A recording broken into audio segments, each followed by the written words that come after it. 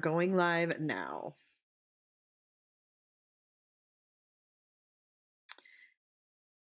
Hey everybody, thanks for being patient. We are here for the Chris Watts Q&A. Look at my beautiful panel. Mandy figured out how to get her pick. I love it. I had to actually log in with my account and not just join as a guest. Ah, I see. Well, I hope that Kid Canuck has joined us tonight. And who are my mods in here? Winky, Red Lotus, Raul, Gwen, Lori. Gwen, I thought you were calling in, you stinker. And I'm going to make you guys, I'm still going to make the Wench Crew shirts. I just haven't had time yet. Yes. I know. Jolene Yay. said, look, oh my goodness, look at all those lovely peeps. For real, though. Now y'all get to see our beautiful faces. These are some of the hand-picked Chris Watts junkies. As sad as that is, right? All right, Jolene. The sad tale. Jolene, you just got a wrench. Keep order in the court. Oh my God, someone just said Kid is probably on Tinder right now. His ass, if he doesn't come here, I'm going to be really mad because he's the one that's always spamming the chat with questions. Gwen, if you want to call in, that's why I texted you the number, but you don't have to. You can keep order in the chat if you would like. Sydney, I just wrenched you too. Sydney's my daughter-in-law, you guys. Oh. She's Sydney Stadelbauer. Yeah, she's the one that's having my grandbaby. Aw. Yeah. Aw. I know. We are also happy for you, Sydney. Yes. She's going to be a good mom. Sydney is very beautiful. She is. Yes. She is. She's a sweetheart too. Nothing like, getting along with your daughter-in-law, like beyond getting along, You would be like the best mother-in-law ever. Can I just say that? Really? Yes. We're like best friends, honestly. Like her and my son are like old souls. Like they're 23 and 22, but they are really mature kids. They're not like wild and crazy. They don't party. They're just like old souls. So it's really easy to hang out with them and talk with them. And they're great kids. Great. Mm-hmm. Hey, Jake, kids in the chat now. Oh, shit. Okay, the party can start now. Kid arrived. Renee says, Kid Canuck. Hi, ladies. Kid Canuck's in the house. Sydney. Okay, that's a little obnoxious, isn't it?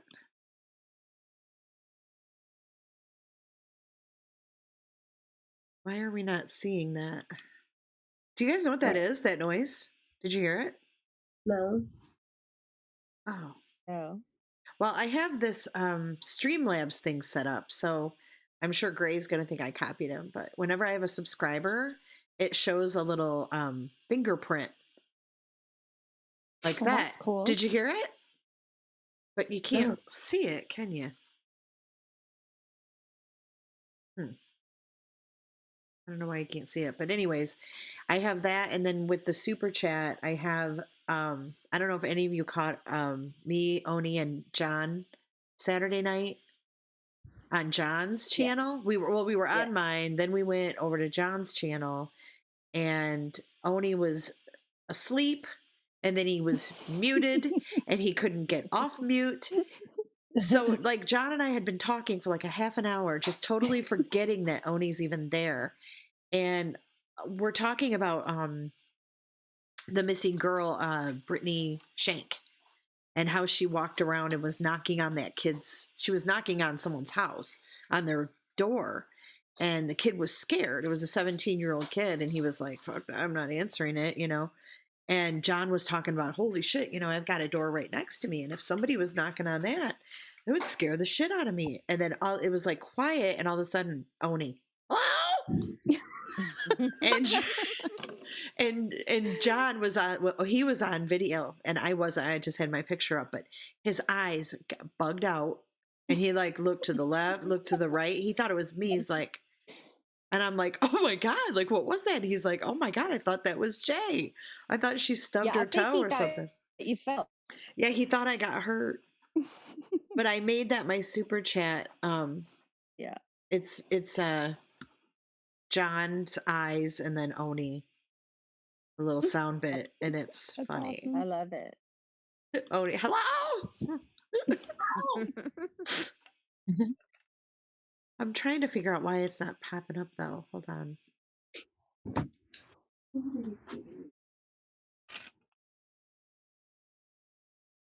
I wish I knew. I wish I knew which box it was. What's that? Bear with me a sec. I swear one of these days we'll get this started. Almond Joy, are you with us? I'm going to introduce all of you guys. So we have, I don't know if I'm looking in the same order, but we have Mandy of the Mr. and Mrs. Mandy. Mandy, you want to say hello? I guess not. Okay. She must have stepped away she's pulling an Oni at the moment. Then we have Shanna Banana. Good evening, everyone. And we have Michelle. And Michelle is better known in the chat as Michelle Vancat. Is that how you say it? Van Cat. Van Cat. Van Yep. Cat. Okay. Like car dog. Okay. Michelle Van Cat Hill. You know her as one of the Wrench crew. Hey, everybody. And we have Jamie, Texas chick. Jamie Lynn Williams. Who is now known as Jamie, Hi, Texas y'all. chick. Hey, y'all. And then we have Karen Almond Joy. Karen, are you there? She's on mute. She's muted. Do you have to unmute her? I just unmuted her. Karen, are you there? I am here. Okay, did you text me because you were muted? Yes.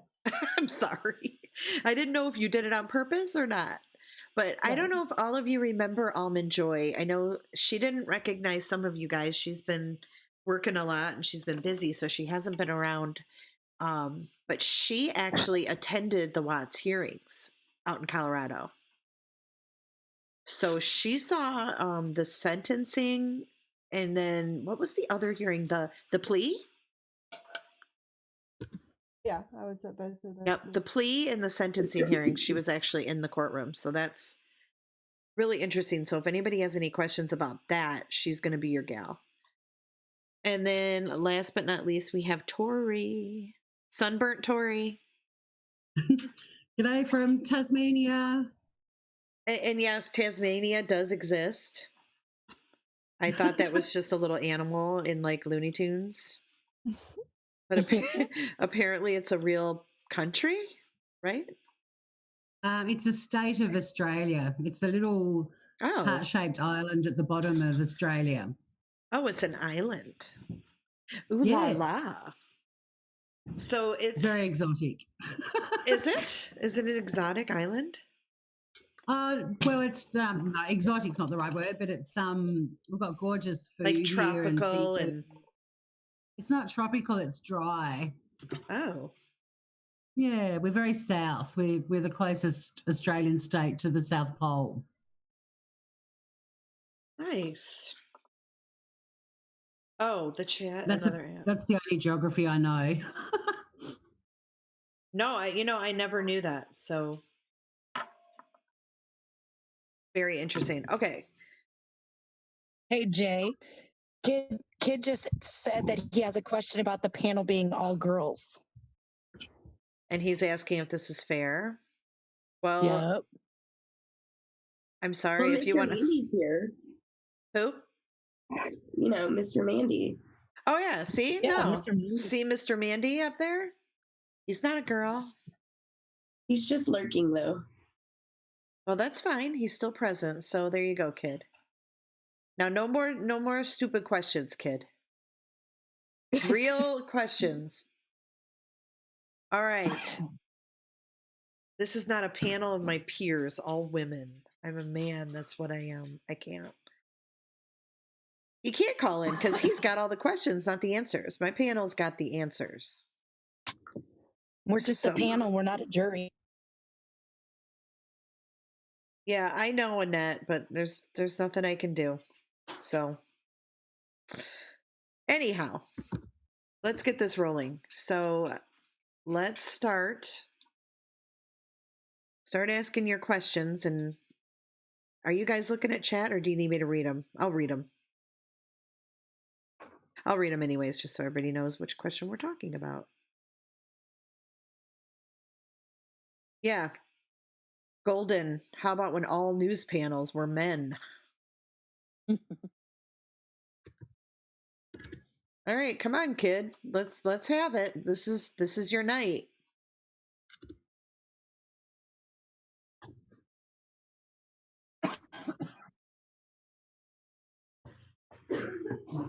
Oh, another interesting fact. All right, this person's going in timeout. Oh, thanks, Gwen. Took care of it.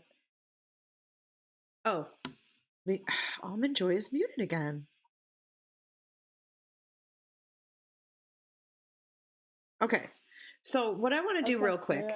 Yeah, if everybody, I'm going to go around again, and I want to get like a little brief synopsis of, you know, what made you interested in this case? Like, what was your first, you know, how did you find out about it? Or, you know, what's your story behind this case and, you know, being so interested in it? And I'm going to start with Mandy. She just stepped out. She'll be right back. Of course she did. Well, Mr. Mandy, what is your interest in this case? Are you talking to me? I am. Other than that, you get to see a bunch of beautiful women up on this panel. Well, that makes my day. I don't know. I mean, the guy seemed by his Facebook to be pretty genuine and you know, a good dad, and I just couldn't fathom a guy that seemed to treat his kids that way to do such a thing. So I was trying to get, you know, in his see where he was coming from with that. It was just intriguing. Yeah. But Miss Mandy is back now, so okay, let her answer now. Thank you, Mr. Mandy. what did you do about this case? What? Well, man, that's hard. Why is there a commercial on? Oh, just ignore that. I don't know. It was just strange to me. But like, you know, Justin said, I didn't think that he was capable of really killing his kids, looking as, you know, good. He was a good dad and a good husband from the videos that we saw on Shanahan's Facebook. I didn't get it. I thought for sure someone else had to have been involved at first. Agreed. I think a lot of us felt that way. I don't think you were alone in that sentiment at all. How about you, Karen Almond Joy? Well, as you know, mine's going to be kind of segmented into several parts. First of all, I live in Colorado, very near the Watts. Second of all, I'm an engineer that was doing a project that coincidentally is right behind their house. So because of that, I ended up taking some pictures and then got roped into being part of CNN's news coverage. I had an employee who coincidentally, now that this is over with, I can say this, but was in protective custody in the same jail as Chris in the same pod. And then lastly, I guess I was a member of the media that attended both of the hearings. So just the fact, I guess originally I got roped into it because of it being on the news every 5 minutes here in Colorado. And then it just kind of went from there. Once I was working right behind the house, it became even more interesting to me. I can see why. I can see why. Most of us are across the country, and it became very interesting to us. So thank you for sharing. Yeah, and I told you. Yeah. Well, you after the sentencing and everything, and as you know, I was pretty worn out after all that between, CNN and the Watts family and everything else. But I told you that the next murder could not be close to me, and here we are with the next one about 30 minutes from me. Yeah, so thanks for that. But it doesn't say a lot for Colorado. Yeah, by the way, you want to run over there and pick up those documents I requested? Yeah, whatever. They're I'll be down that way tomorrow. Oh my God. Are you serious? You're going to be in that area? This is so funny. Yeah, well, we own some land out in that area. So, it's pretty remote. So, anyway. Yeah, it was funny when I'm I not going to be actually courthouse. Well, when I requested the documents, they don't do the online like they did at Weld County. It's pick up or snail mail. Yeah, it's a pretty remote podunk area of, it's a beautiful area of Colorado, but it's very remote. All right. Anyway, thank you. No, I'm not going to pick your documents up. I know. I didn't think you would. I was just kind of throwing that out there. Yeah, well, thanks. I'm glad to hear your voice. I've missed you. I'm glad that you're back around. Thank you. All right, Shanna Bananas. All right. Well, like probably most everyone here in chat, I first came interested when saw it on the national news, and it's just, with everything that Shanann put out there on Facebook, and she was such a public person, it was very easy to kind of like research who these people were. And then I found out that Cindy DeRosset lives in Queen Creek, not far from me, which is kind of interesting here in Arizona. And she is one of the ladies that dropped Shanann off at the airport after her conference in Arizona.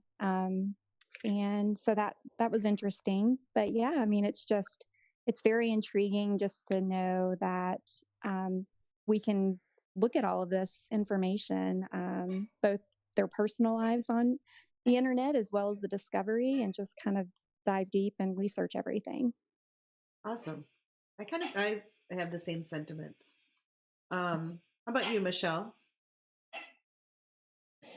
Well, like Shanna, I heard about it on the national news, and it just sucked me in because I was like, what happened? I wanted to know what happened. And then I started cruising through Facebook, and I found a couple groups that that I joined and took part in that I'm no longer part of, but it just sucked me in. And the more that you could see of her online presence, the more you felt like you knew them. So it just sucked me in to the point where I felt like I was their friend. Yeah. It's weird, isn't it? There was so many videos and everything. You did feel like you knew them. Yeah. All right. And now that screwed up my order, but Jamie, why don't you go? Yes. Well, I came into this case a little bit different. I had been all up in the Jamie Kloss case. And so I was in groups about that and was on Facebook quite often because of that. And I really don't watch news anymore. I just do all of the Netflix and the Hulu and the Amazon and all that kind of thing. So I didn't see it on national news.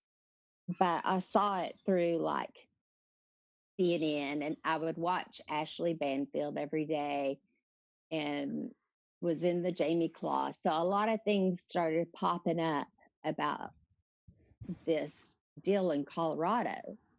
And I live in like not the northernmost part of Texas, but not far from Oklahoma. And so Colorado is really not far from me at all.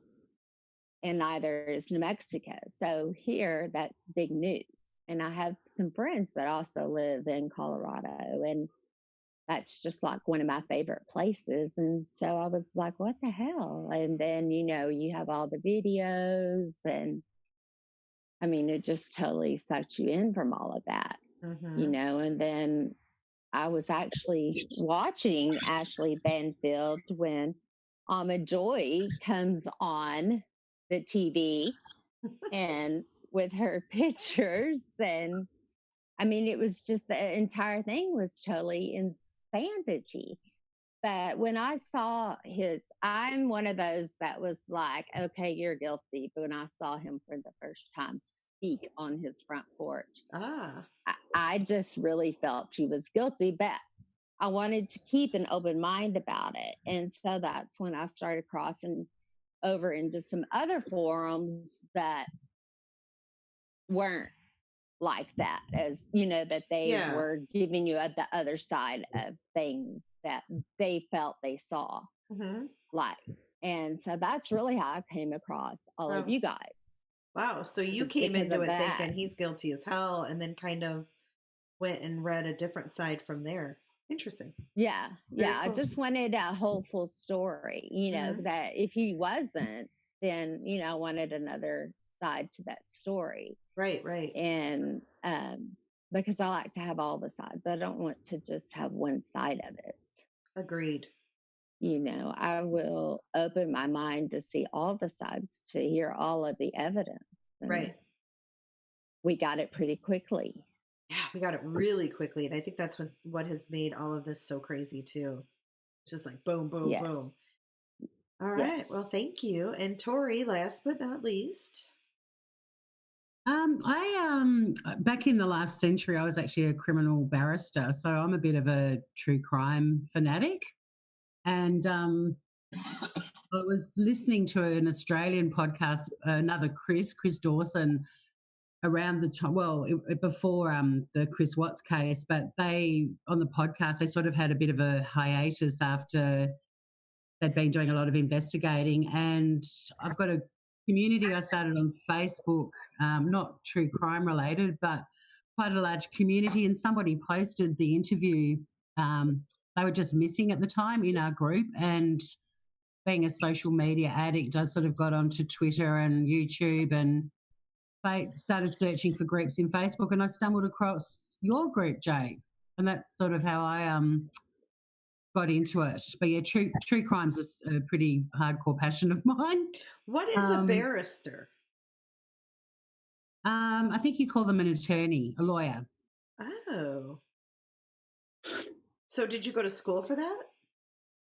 Yeah, I went to law school. I'm aging myself here, graduated in 1991 and practiced law for about 10 years, mainly in crim, until I went in a national comedy competition and I chucked in law to become a stand-up comedian. Oh my God, I did not know this about you. Are you kidding me? That's awesome. No, I'm not.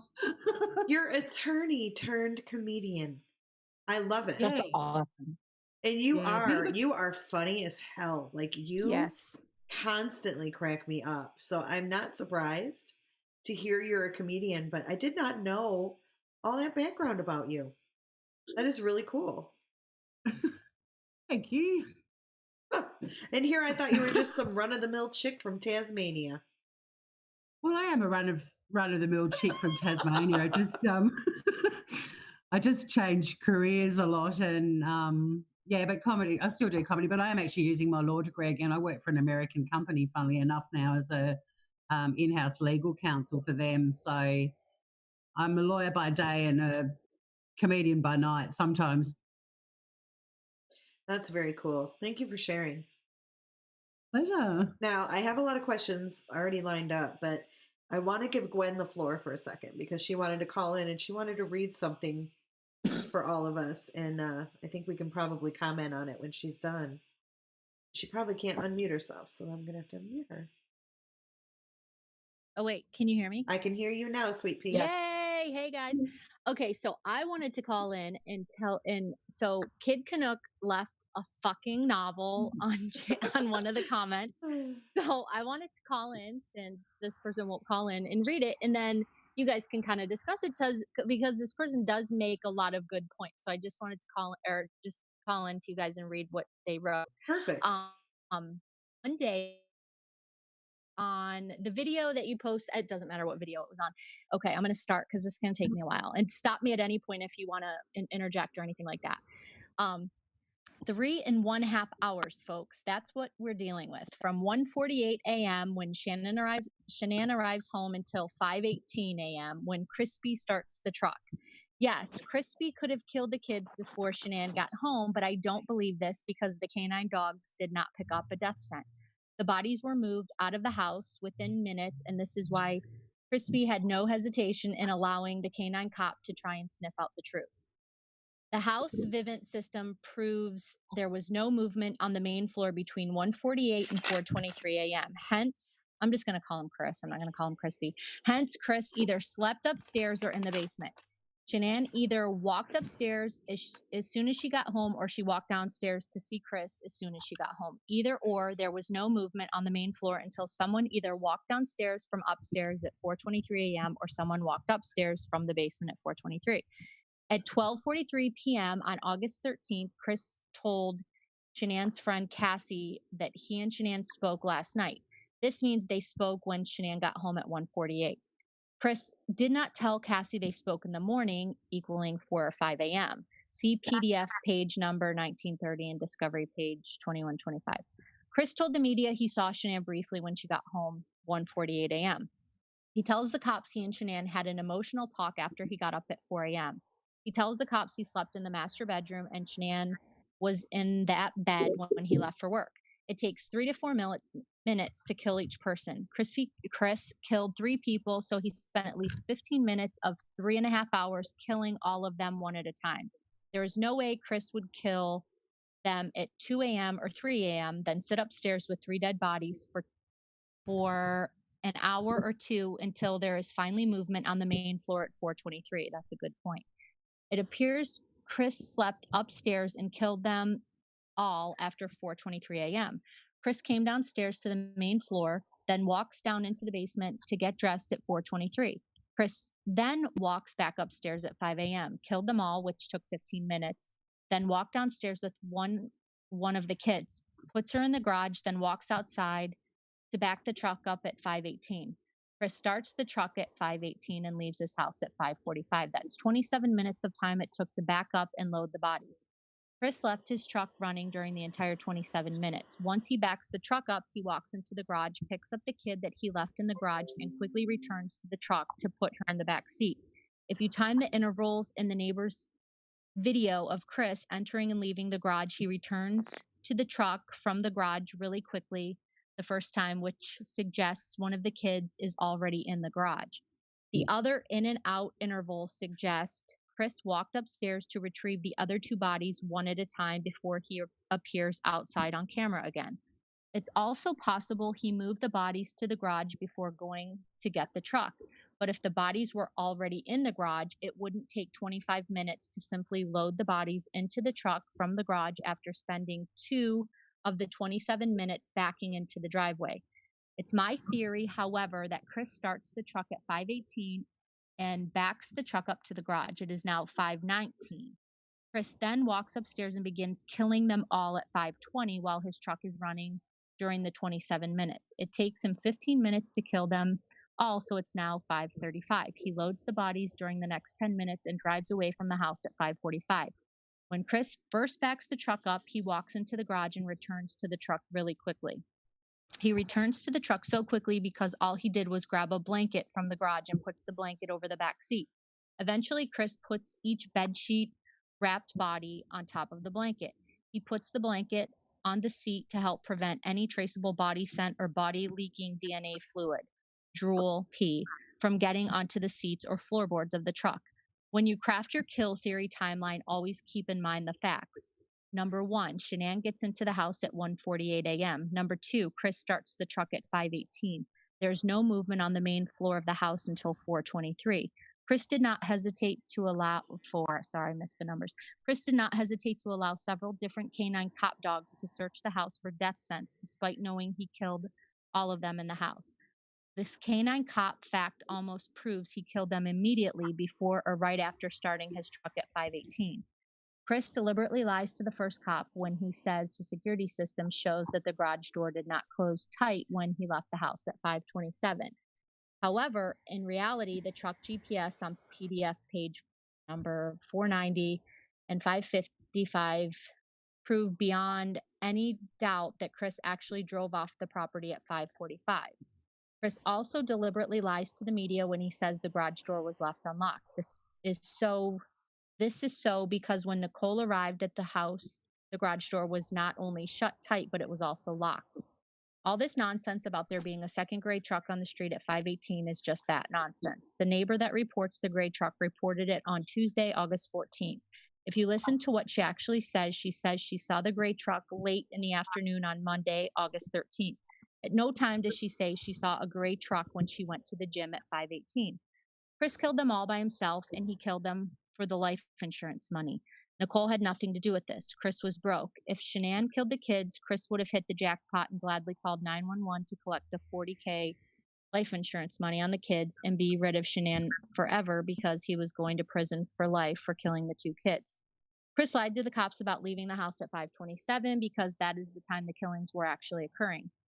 He's trying to make it appear that he wasn't at home at 5:28 because he knows if the bodies are found, the coroner can usually pinpoint a time of death.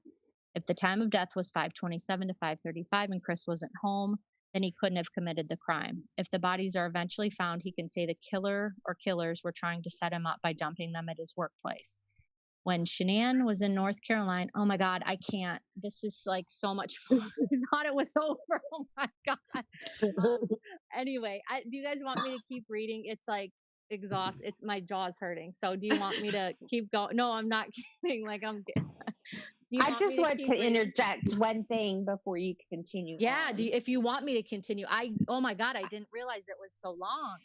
I do want you to continue on. It's very interesting, and I do agree with a lot of that. I mean, a lot of that makes sense. The only thing that I am questioning is how Shanann was killed.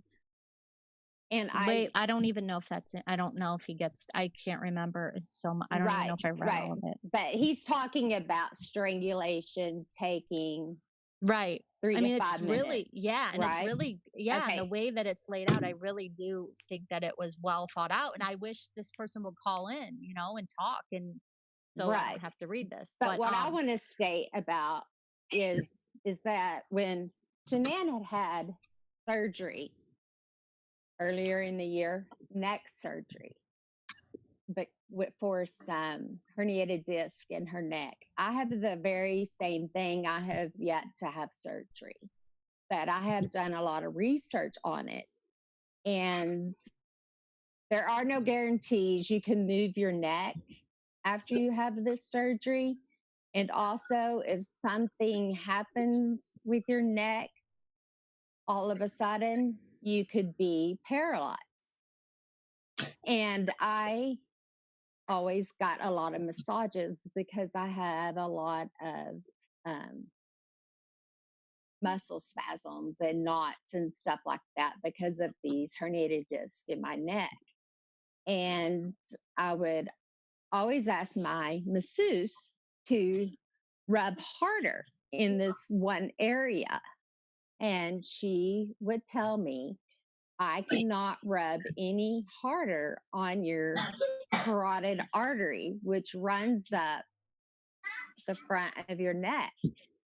Because if I do, you can die almost instantly. She said they stress that in their pulling. And so he knew, number one, she had just had this neck surgery. I'm sure that they were told about all the pros and the cons, and he knew if she was injured on the right side of her neck by the carotid artery, she could be killed. She could, number one, be paralyzed. Number two, she could be killed very quickly. Those are just facts that you're going to hear about when you have these types of surgeries. And these types of surgeries go through the front of your neck to fix the back parts of your neck where the discs are with the herniations. And so I have a theory. Didn't kill her in the way that most of us think, that it would take 3 to 5 minutes, because her hyoid bone in her front of her neck was not broken. He could put enough pressure on the side of her neck, the right side, especially if she was laying on her left side in the bed asleep. He could come, he could get on top of her or whatever he needed to do and put pressure there and kill her within 1 to 3 minutes. And I believe that's how he killed these people. Killed her, but I do believe that he smothered Bella, because in my mind, there was some noise made. Either Shanann fell off the bed, or Bella just woke up because she knew her mommy was coming home, and she went in there and she saw. I honestly don't think he meant to kill the girls the entire time. And then that's when he was like, I've got to kill her. I can't leave any witnesses. And so that's why she has the struggle. And he killed them by smothering them with his hand over their nose and their mouth. And Cece never woke up. He went and killed her in her bed. Yeah, I agree with your theory there. Gwen, I'm not going to have you read that whole thing because I want to get to a lot of questions, and there's a lot of like random questions in here. But if you guys want to read it, go. It's very interesting, and it's on the video of where he's walking in with the pregnancy video. It's under that. It's a fucking novel, so please go. My face hurts. I have to go because I can't believe he typed that much on the. Yes, I mean, I read what I read. I'm not even halfway done. Oh God. Okay, yeah. Everyone's gonna have to go read that on their own time. We'll be here all night. Thank you. But thank you for sharing. It was so quiet. Yeah, it's very interesting, and it was so quiet. I'm like, oh my God, they probably want me to shut up. So yeah. All right, you guys. No, I think it's really interesting, and I'm glad that you picked up on it and let us know it's there. Yeah. I think you definitely should go read it, Jake, because I mean, as the I definitely will. The person of definitely go read it. There's a lot more about life insurance, yada yada yada. So, all right, guys, I'm gonna go. Have a good. Thanks, I'm gonna Gwen. be on the Thank chat. you, Gwen. Okay, bye. Okay, all right. Have a good night. Bye, Gwen. Yeah, so we're all gonna have to go and read that when we have time to sit down and read. So we're gonna get to. I have a bunch of questions, you guys. So I'm gonna go ahead and mute everybody, and then I'm gonna ask the question. If you want to answer it, raise your hand, and I will call on you.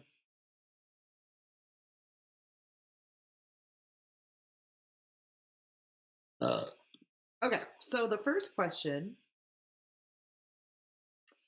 is from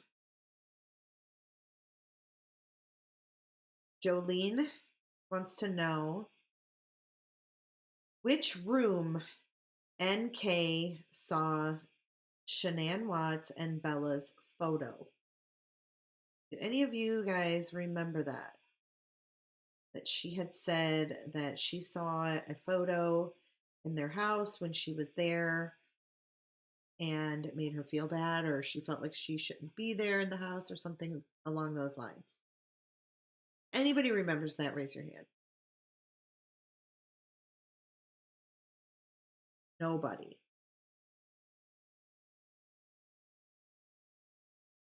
See, I don't remember that. Oh, wait. All right, Shanna Banana. What do you know about that?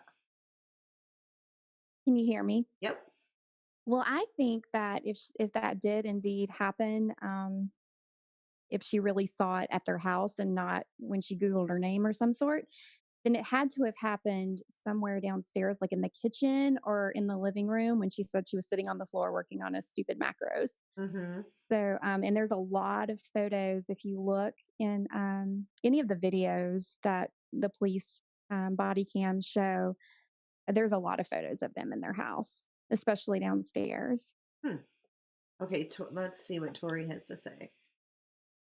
Go ahead, Tori. Yeah, I felt the same way as Shanna that it was probably when she was checking out all of his macros on the floor in the living room, possibly, but also they did have photos all over the house. So it really could have been in any room except the basement. That didn't have any photos in it. Yeah, and who thinks they were bumping uglies in the basement? Well, That's my actually question. on the basement thing, Jay, there was a really interesting comment that they found a dead wasp on the bed in the basement, which, I mean, it may have just died and landed on the bed that day, but you know, if you've got a spare room that you don't use or a bed that you don't use very often, sometimes you'll end up with a dead fly or something on it.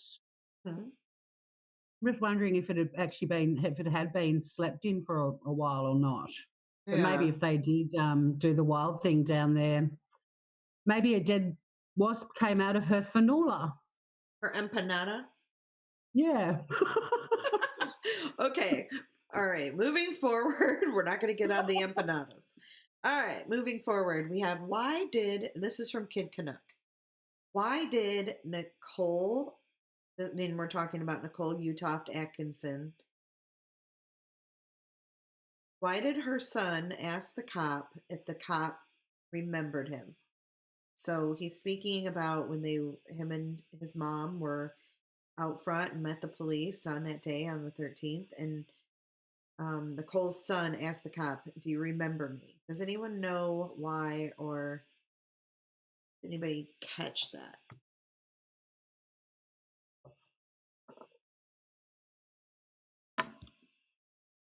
Go ahead, Tori.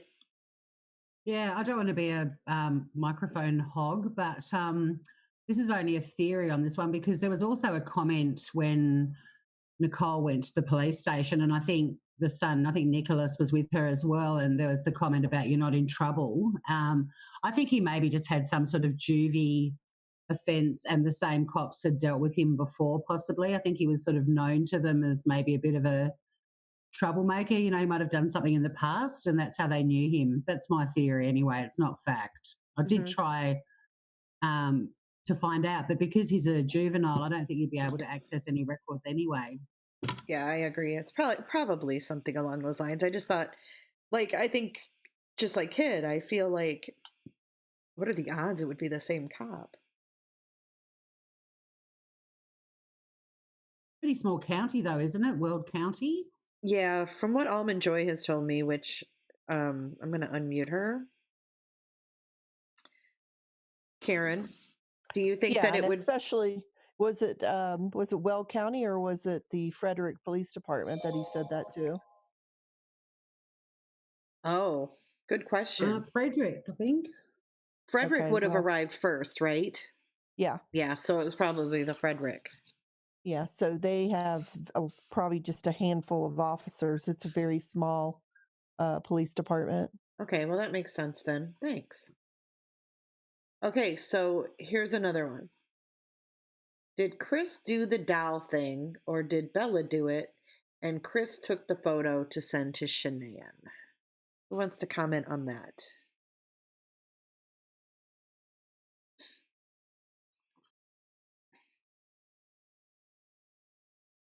I don't know. Maybe it's just me, but I never found that picture to be, you know, if kids were playing around, I didn't find it to be especially creepy. You didn't? Oh my God. No. Okay. I thought it was creepy. You know, only because, you know, I've got granddaughters that age and, you know, they just, play around and put blankets on. I mean, I can't say that I've ever seen them lay a doll out. They don't have a, what is that, like a 3-foot doll or something? Yeah, it's like a 3.5 foot Barbie or life-size Barbie. Yeah. I mean, they don't have that, but they have like put blankets over their Barbies when they're playing with them or something. But But if you look I at don't that know. picture, if you look at that twister mat that it's wrapped around, it's not just like put over it. It's actually like rolled in it, which is kind of weird. Mhm. Kind of weird to picture toddlers doing that, but I mean, I guess it's possible. What is Shanna? What do you think? Jay, I'm so glad you got to me on this one because I did a little research on this particular topic on the doll. And I know that we had talked, oh, it was a long time ago, about that doll pic, and that we thought that he sent it to her while she was still at home, but she was actually at the airport um, to go to flying to Phoenix for the Scottsdale trip. So he sent that to her when she was sitting at the airport. Wow. So, I mean, he obviously took it sometime before. I think he had, I don't know when that image was actually snapped. I looked in the discovery. I don't know where it originated from. It only like talks about when he texted it to her, but I don't know. Like, and he took that. This is all premeditated, in my opinion. And this was definitely him taunting her, I think. And I don't know. That's just my opinion. Hmm. So she shared that picture when she was at the airport? Mm-hmm. Mm-hmm. Wow. She left that morning to go because she got there on Thursday afternoon, Thursday early evening. Wow. I didn't realize that. All right. I want to give Tori, or actually Michelle and Jamie and Tori all want to comment. So I'm going to move on to them. Go ahead, Michelle. I was just going to tie on to what Karen said. I didn't really think it was that big of a deal either. Really? I'm so Yeah. surprised. Oh my Kids gosh. do weird stuff. Yeah, they do, but isn't it a little coincidental that It's super coincidental, but I don't think he was like smart enough to do, be like, oh, this is going to be you or anything like that. I think it honestly was just the kids messing around.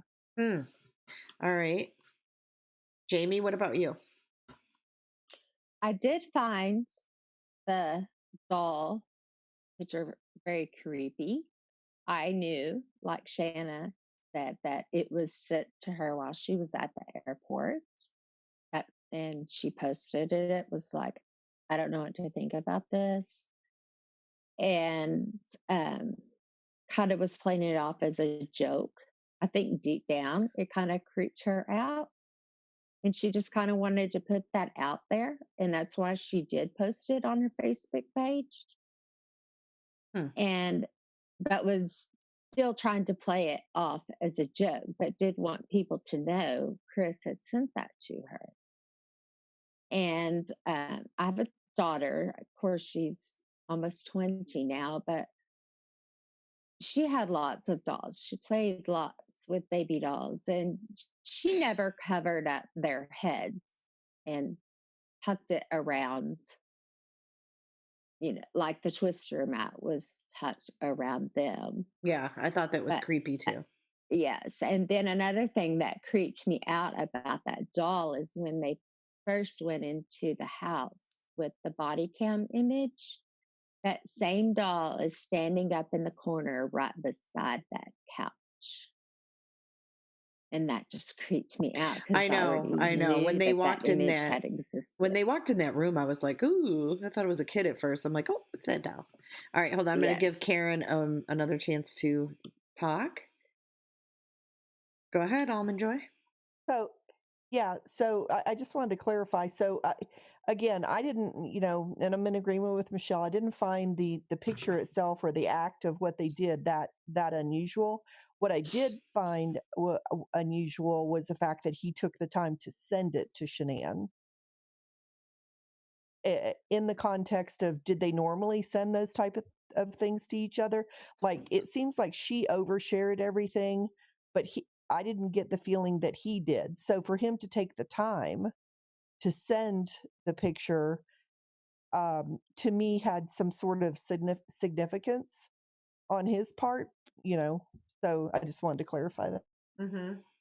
And I think, like Shanna said in chat, if Shanann wasn't wrapped up in a blanket like that, I wouldn't find it as disturbing as I do.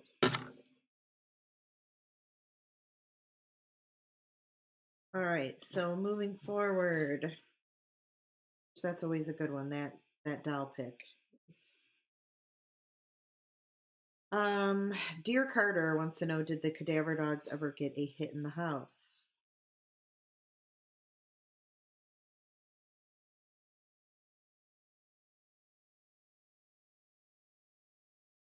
Anyone?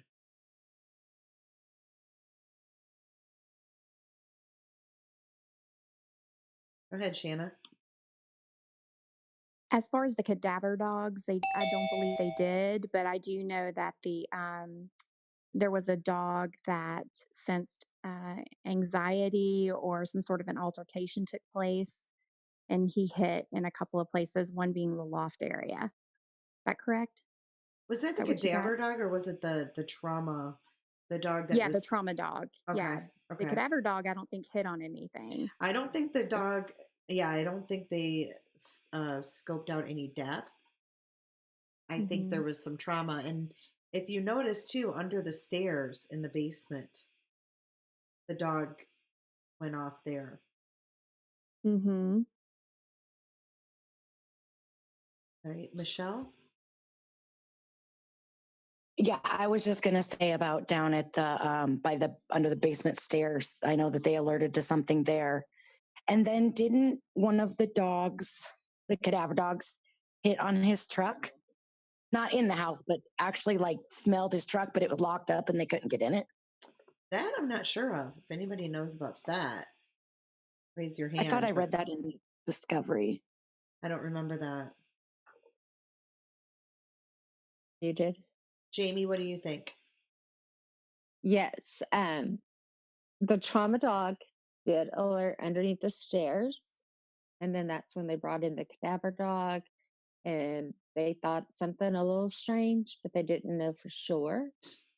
And then I think there was something in Cece's room around the bed area that they were suspicious about. And then they went, that was the trauma dog as well, I believe. But then when the cadaver dog went outside, that dog did want to get inside that pickup, but it was locked. They didn't have permission or a search warrant, so they couldn't actually open the door to see if he would jump inside. He was not interested in the back, like in the bed part where all the tools were. Yeah, truck. Right. Okay. But he was interested in the driver's side to get in there. Okay, so another one is, why do you think that social media has gone crazy with this case? Sure, we all have opinions on that, and some obvious. I mean, I will say that I think that it has gone crazy because, first of all, Shanann's presence on social media, number one. And Karen Almajoy had her hand up. What do you think, Karen? Yeah. Well, I was just going to say, I think the fact that you've got a young, good-looking couple with good-looking kids feeds into a lot of it. I mean, that's just, human nature. And, if this was I hate to say it, not to offend anyone, but if this was some, couple living in the ghetto that, just wasn't this picture perfect family, I don't think it would have taken the United States and I guess the world from the participants that we have by storm and made everybody so interested in it. So I think it does have a lot to do with the fact, just the persona that they portrayed. And yeah, I mean, it does help. She was on social media all the time, but they were good looking couple with good looking kids and living the American dream. So. I agree. All right, let's see what Tori thinks. Yeah, I mean, I agree. People got sort of caught up in it at the start because of the picture perfect American family. But I mean, from my perspective, it was such an unusual case because it was just so hideous and graphic. And then we had his partial confession very quickly. All the discovery being released. I haven't actually followed a crime before where so much discovery was released. I mean, it's sort of like an amazing thriller that you couldn't really write if you tried to. It's just so horrible that it's a true story, but it was very engaging. But just the amount of information that was coming out about it, and I think all of us were just so gobsmacked by it because of the very nature of it, because it was just so horrific. All right. It looks like Shanna put her hand down. She must have wanted to say the same things. Let's see here. We have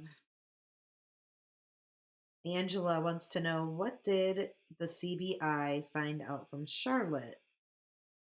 Charlotte is NK's best friend. I don't know if anybody knows what the CBI found out from Charlotte. Okay.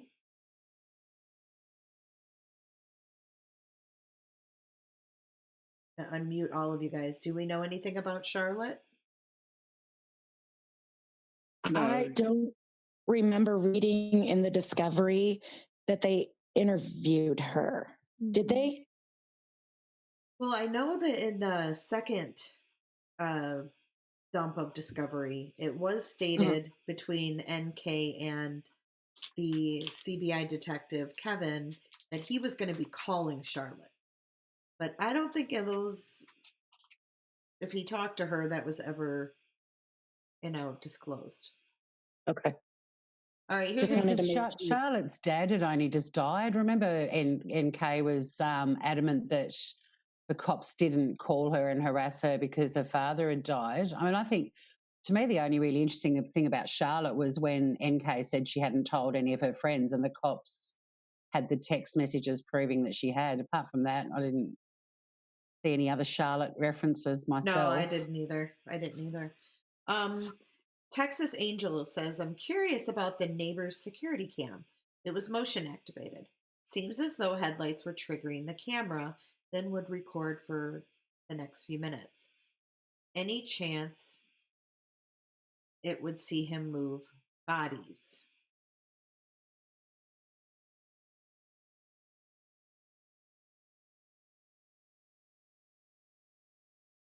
Jamie. Okay. The thing I find most interesting about this whole neighbor's security camera deal is that I believe it's when Shanann was in North Carolina, Chris went next door, was like, hey man, somebody's stealing my tools. We got some break-ins going on in the neighborhood. And I know you have a security camera. Can you point it toward the street? Maybe we can catch these fools. And the guy was like, sure, and so he did. And Chris learned of the angle of the camera then. But what he did not know was that Nick, isn't that his name? No, Nate is his name. Nate. Nate then decided that was kind of odd. And he had already, as he had stated to the police, he had already heard them arguing quite loudly and that he would get really crazy or whatever. So he decided to change the angle of that camera. And that is why Chris was freaking out, because he thought when he went over there to go watch that video, the camera is actually going to show a different angle. And I think that's why he didn't pull all the way into that single third garage, because he felt that camera was not going to get his driveway where he was parked, that it would be more pointed towards the street. Yep, I agree. Rather than towards his driveway. Yeah, I totally think he And went over there I picked to get up, that view. yeah, yes. And I picked up on that and I thought, yeah, that's very, very interesting. And I think that's why he freaked out. And that's what Nate was, he was telling the police, you know, that entire story when he was also telling them that he's not acting right. And what was the other part of her question? Oh, why? I guess they want to know why it didn't pick up Shanann. Is that correct? Basically, they picked up Nichol Atkinson's headlights, but you don't see Shanann walking from the car to the front door, correct? Mm-hmm. I believe the reason why you don't, you have to remember what Shanann had on. She had on shorts, black flip flops, and she had on the t-shirt she was found in, and over that she had on like a black hoodie. So she was dressed in black. She had black hair. And so that camera, which was motion censored, picked up on motion and would only record for like 30 seconds. 30 to 45 seconds or a minute maybe afterwards. Yeah, I think he said 30 seconds when there's motion. Right. Yeah, I think she was wearing dark clothes. She was dark. She was in the dark part of the yard. Even though that light was on, it was still far enough to have the yard part still be pretty dark, and she was in black. And I believe that's why we don't see her walk towards the door, and that it only really picks up Nichol Atkinson's headlight. Mm-hmm. I agree.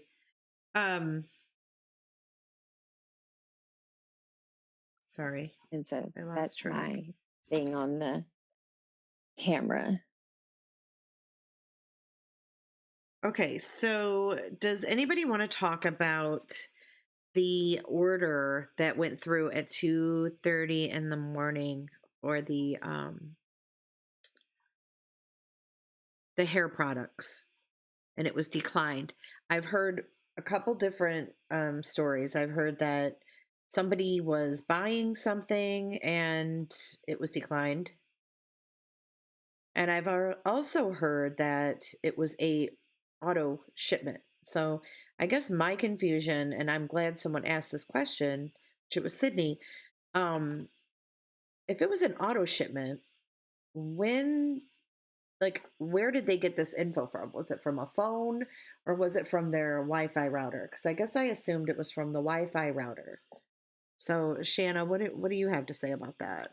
My theory on that, and that's because I've had things auto shipped to me, it's usually run through or the transactions usually at really odd hours, just like that was. And I speculate that the law enforcement, the detectives looked at prior bank transactions and dates to kind of figure that out, because it wasn't spelled out, exactly how that transpired, if someone physically did that or if it was auto shipment. But I'm betting that they looked at the history of their bank records and saw maybe that this was always done on this particular date. That's just my theory, because I highly doubt that she, came in and did that, being so tired. Mm-hmm.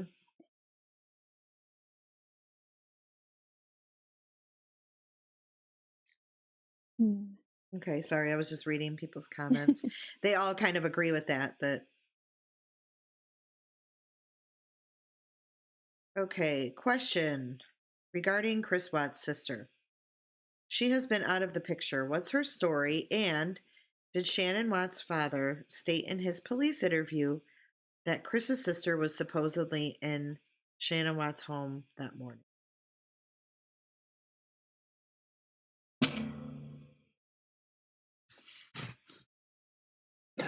Was that a gong? Michelle. I do not remember reading about Jamie being at their house that morning. I'm confused. Where did that come from? I don't know. I've never heard that either. Yeah, I've never heard that. So that came from, I'm going to tell you who asked the question. Maybe they can, Desiree DeVita. Okay. I don't remember hearing that. I don't think that Jamie and Chris were really close. I don't know if that had to do with the fact that The age. Cindy and Jamie didn't get along with Shanann. Oh. So I think that's kind of why she's kept her distance. Karen might be able to answer this one better. She actually just raised her hand, so let's see. What's up, Almond Joy? Yeah, so I was just going to say that, as you guys know, I've spoken to Jamie on several occasions, and she says that they were very close. And as a matter of fact, she says everything changed, just like how we've heard as soon as they started dating. That Shanann never thought that they were good enough, and she was always finding fault. And again, I'm just speaking to what Jamie has said. Jamie even cited a situation where Kelly, for those of you who remember Kelly Crozier, the good friend of the family, they related a story to me that when Kelly remarried, she wanted Jamie to come and be her maid of honor in her wedding. And Jamie specifically told Kelly, who lives in Texas, no, I cannot do that, because if I did, Shanann would get really mad and take it out on my brother. So Jamie has told me that she's always been very close to her brother, but that there was some period of time where they,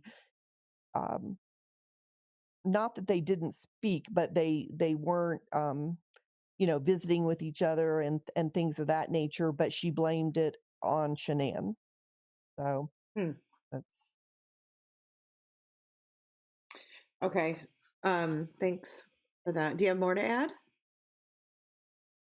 No, I had to step out of the room for a minute, but I was just going to kind of back up on the thing about the camera.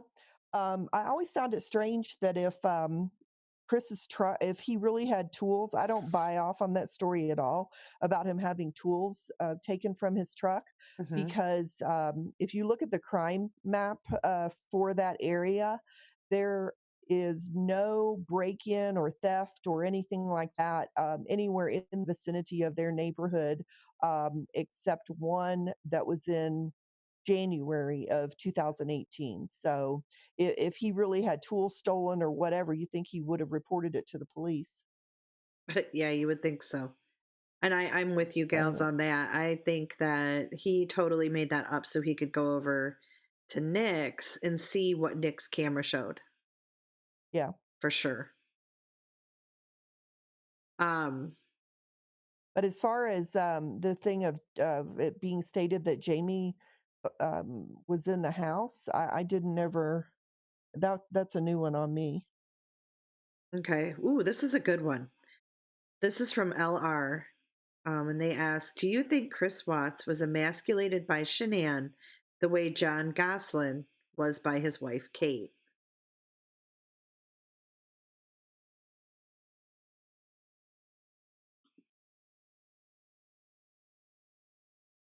Michelle, my belle.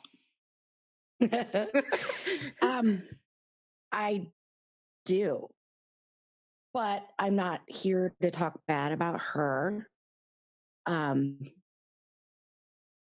I think that may be what he was used to his whole life. Right. I agree with you. We think the same way on that. Totally. Yeah, we discussed. But yeah, I do think that she wore the pants, definitely. She did. And he let her. And I think that might have been what he kind of grew up with as well. So he just kind of sat back for a long time and just did his own thing. Yeah, he married his mother. Exactly. And a lot of guys do. Yeah. Yeah, I mean, it's not unheard of. It's not strange by any means. Right. All right. But like I said, yeah, I'm not here to talk bad about her, bash her, or anything. Right. Just kind of But, yeah. analyzing their relationship and their roles. I mean, Yeah, and even her friends said Shanann was the one that controlled everything in the relationship in the house. And so, yeah, I think she emasculated him. yeah, and you can It does kind tell. of remind me of the John and Kate. She was. I A mean, lot. they're Now that- strong personalities. Those women. Yep. But I thought, oh, excuse me, something that was really telling when he was talking to the cops when they first showed up at his house, and the one officer said, "Has there been any movement in your bank accounts?" And Chris Watts is I like, don't know. "Yeah, well, I can't log in because I don't know the password." I mean, She does all that. yeah, she does all that. It's like, wow, dude, you have no control over anything in your life. Like, Right. crazy. All right, Shanna. Yes, I definitely think that Shanann was an alpha woman, but that's not bashing her at all. She was very dominant, very successful, very driven, very passionate just about life, and she liked to be in charge. And to be quite frank, I think Chris was attracted to that. And quite frankly, Nicole Kessinger was that way. She was Yes. very dominant. She was very, telling him how he should eat, telling him about macros, like kind of ordering him around in a sense. I think that was just kind of the dynamic that felt comfortable for him, and that's what he was drawn to. Yep, I agree. How about you, Tori? Oh, I just put my hand down because I agree with what Shanna was saying. I mean, okay. I think Chris was such a pathetic little dickhead that well, NK was going to be a lot worse than Shanann ever was. But I just think he was such a wimp, and yeah, he might have been emasculated, but he didn't really go out of his way to do anything Agreed. about it either. But I reckon Nichol would have been an absolute nightmare for him compared to Shannon. Agreed. Jamie. I do agree with. I mean, Shanann was Miss Bossy Britches. She was snarky. She was a smart ass. I'm a lot like that. My husband. I mean, if my husband's been an idiot or an ass, I'll just tell him. He does the very same thing to me. None of us know if Chris ever even really spoke back. He didn't do it on camera, but his mother seemed to be the very same way. And he definitely didn't want his mother bossing her around when he asked for his father to come, because he knew he could control his father a little bit, and his father wouldn't be inserting himself into the situation like his mother would be when he was talking with the police. Mm-hmm. And I do believe that's the kind of woman he liked. That was what he wanted as far as the finances go. I was married to a farmer. I'm a fifth generation farmer's daughter. So is my husband. And the women in our families took care of the finances because the men worked.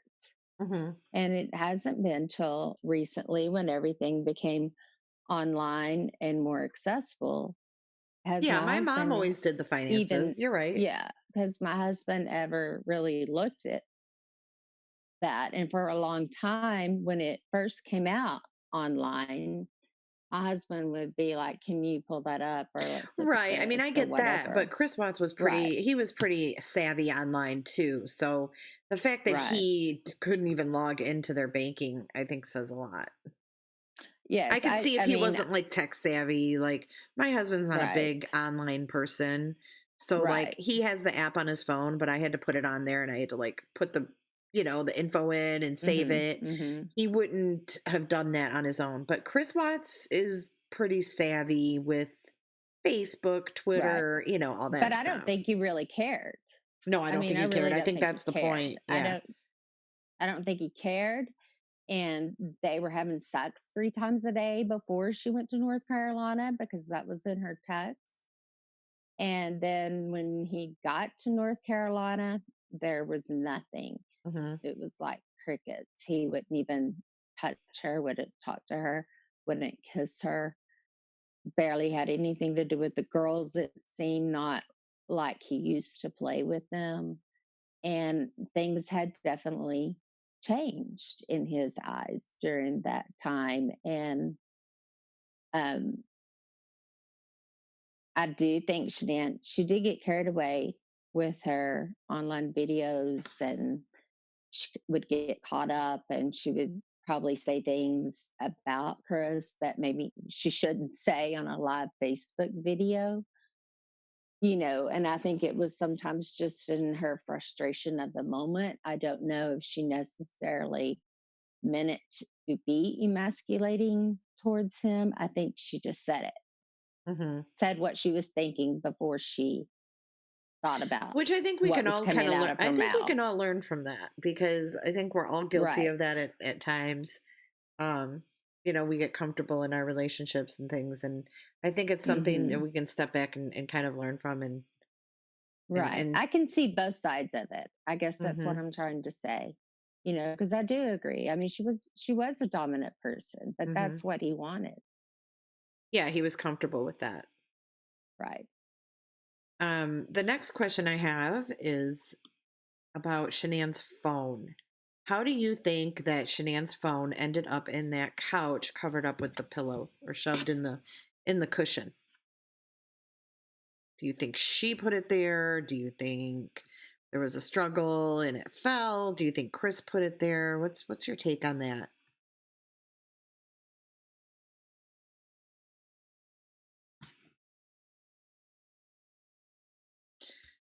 Michelle.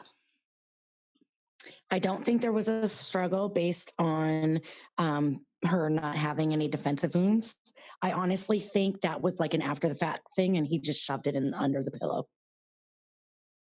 I turned it off and shoved it under the pillow. You think it was after the fact? Yep, I think he did that after the fact.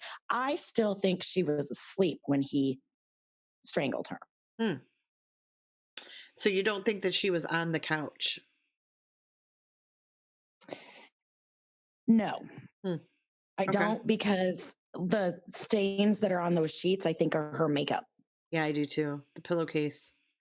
Yep. All right, Tori, what is your take?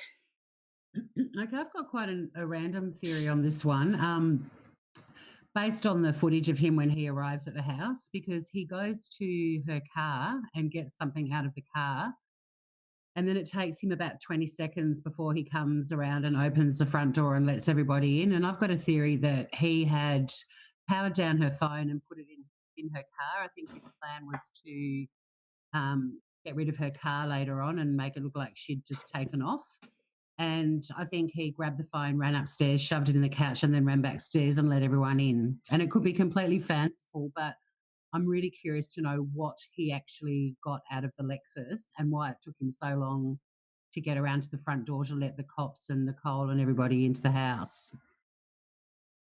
That is an interesting theory. And I'm not drunk. Thank God. Okay, here's another one.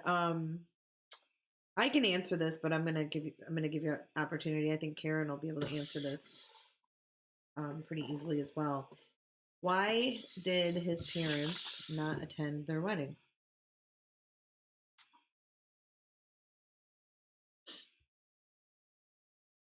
I knew that hand was gonna go up. Go on, Karen. Of course. Well, it depends on which story you're listening to. Exactly. So, again, there was, which side of the family you're listening to. There's two sides, and then there's the truth. And I can only say what I've been told firsthand. And that was the fact they felt that they weren't welcome. There was the whole incident during the bridal shower where Shanann supposedly had a meltdown because Jamie didn't tell her she was beautiful. So you had that going on. And, according to Cindy Watts, she said that she never felt that she was welcome there. So I don't know. I just know, and Jay, you're the same way. We both have sons who have gotten married, and there's nothing that would happen that would keep me away from the wedding. But everybody's different. So there was bad blood way before the wedding, and I think it just spilled over, and that's about it. Mm. Yep, I completely agree with you. And I think it's a shame that, life is so short and that things were so petty between all of them, because it really was petty. I think that's sad. Yeah, I mean, missing not only the wedding, but the birthday parties and everything else. I'm sure if they had it to do all over again, I would hope that the Watts family would say that they wouldn't do it the same way. Um, just because you may perceive that you're unwelcome at a place doesn't necessarily mean that you're unwelcome. And I think that, you know, I never got the feeling that Shanann ever said outright, don't come to this or don't come to that. So that was their choice not to go. Hmm. And, I mean, they um, were bickering over, who removed who on Facebook and blocked and right. just all kinds of petty stuff. Yeah, and I just think that just because they perceived that Shanann didn't want them at certain events may not have made it true. I mean, maybe that was not her intention.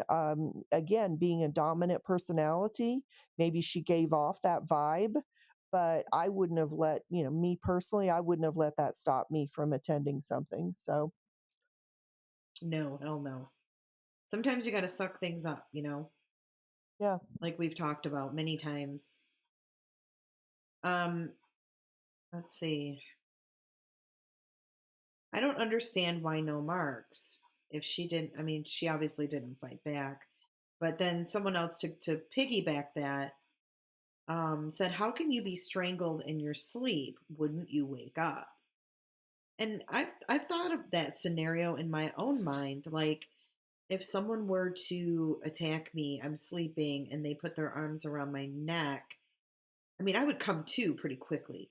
I mean, how many of us have been startled awake by, a dog barking or a door slamming or something? If someone's got their hands around your neck, you would think her instinct would have been right to grab his hands, and she had those nails. Shanna, what do you think? I will just, as a frequent flyer and a frequent traveler, I just want to interject about how exhausting flight delays can be. And if you're stressed out and you're not sleeping enough as it is because your husband's piece of shit and you know he's cheating on you and you're stressed out, you're pregnant, you're exhausted, and you finally get home, it's 2 a.m. I mean, I honestly, like, I've slept and been, like, seriously, like, dead to the world. I mean, no pun intended, but, case in point, the other night, I took a red eye to Atlanta, and then on my way back, I hadn't slept for, like, 24 hours, so I got one of those minute suites and slept in one of those rooms that you rent at the airport, and they had to bang down the door to try to wake me up and, like, shake me because I would not get up. So if you're in a deep enough sleep, you'd be amazed at what you would sleep through. And if Jamie's speculation was correct about the artery, if he was just applying pressure there and that's where they found the bruising on her neck, then I don't think it's too far fetched to believe that she just didn't have any fight left in her. She was exhausted and just was done at that point. Hmm. Okay, I want to say something about another thing you said. Back up. What are these pods in the airport you're sleeping in? Yeah. So if you go to it's called Lounge Buddy, there's an app on your phone. You can download it. Certain airports have them. Atlanta, thank God, is one of them that has them. And you can rent them for by the hour and just go in and it's like a room with a couch that pulls out into a bed and they have a white noise maker that you can put on. They have a computer in there if you need to use it, but all I wanted to do was sleep, and that's all I did. I rented it for 2 hours, and it was like the best sleep Oh my God, ever. I've never heard of such. That's awesome. Yeah, I was there's just a at handful of Atlanta airports. Airport. I just went down to Atlanta for work a Yeah. couple weeks ago. Yeah. Awesome. B terminal. If you're ever back in B terminal, it's right there. Wow. And what's the maximum time you can rent one of those You babies? can rent them 8 hours. Like if you're ever like stuck there overnight and you don't want to deal with like getting a hotel and then trying to find your way back to the airport, it's like maybe for 8 hours, 130. But if you're going to spend that on a hotel in Atlanta, you might as well just stay there. Interesting. Yeah. Yeah, thanks. Sorry, I didn't mean to divert the No convo, but worries. I was like, what the hell is she talking about? This pod she slept in. All right, Michelle raised her hand. Oh, I just wanted to say that I still think she was asleep. I think she was down, like laying on her stomach or her side. And he somehow pinned her arm so she couldn't fight back when he strangled her. On top of her. You know, he saw her girl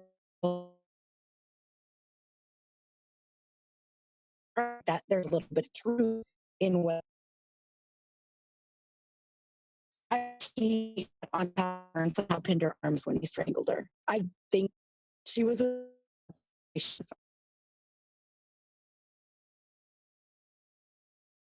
You were cutting out for me. I don't know if you were cutting out for anyone else. Tori? I'm sorry, it was buffering. Oh, it was Probably buffering. my That's phone why was I couldn't buffering. hear Michelle. Is it still buffering I now? was saying, I think.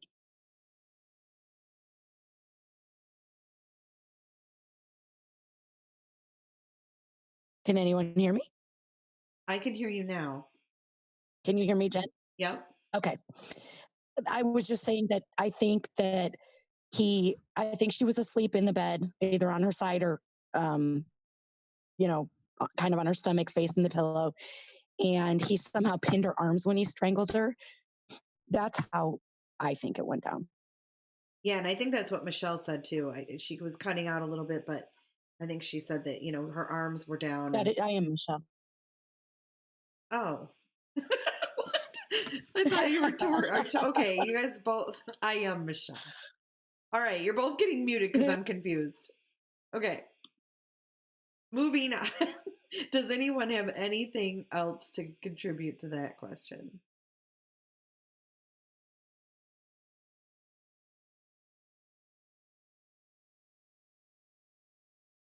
Tori. Yeah, just a little bit of trivia about strangling people that I know from a case that I had. But if he, I mean, I agree, she would have got home absolutely stuffed and had got into bed and probably passed out.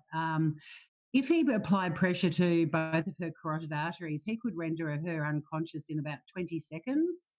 So, although being strangled, you think you'd sort of wake up and fight for your life, if he had positioned himself well enough and had pressure on both, even though there was only bruising on one side, he could have been unconscious within 20 seconds. And then from that point, it's 2 to 4 minutes before you kill them, essentially.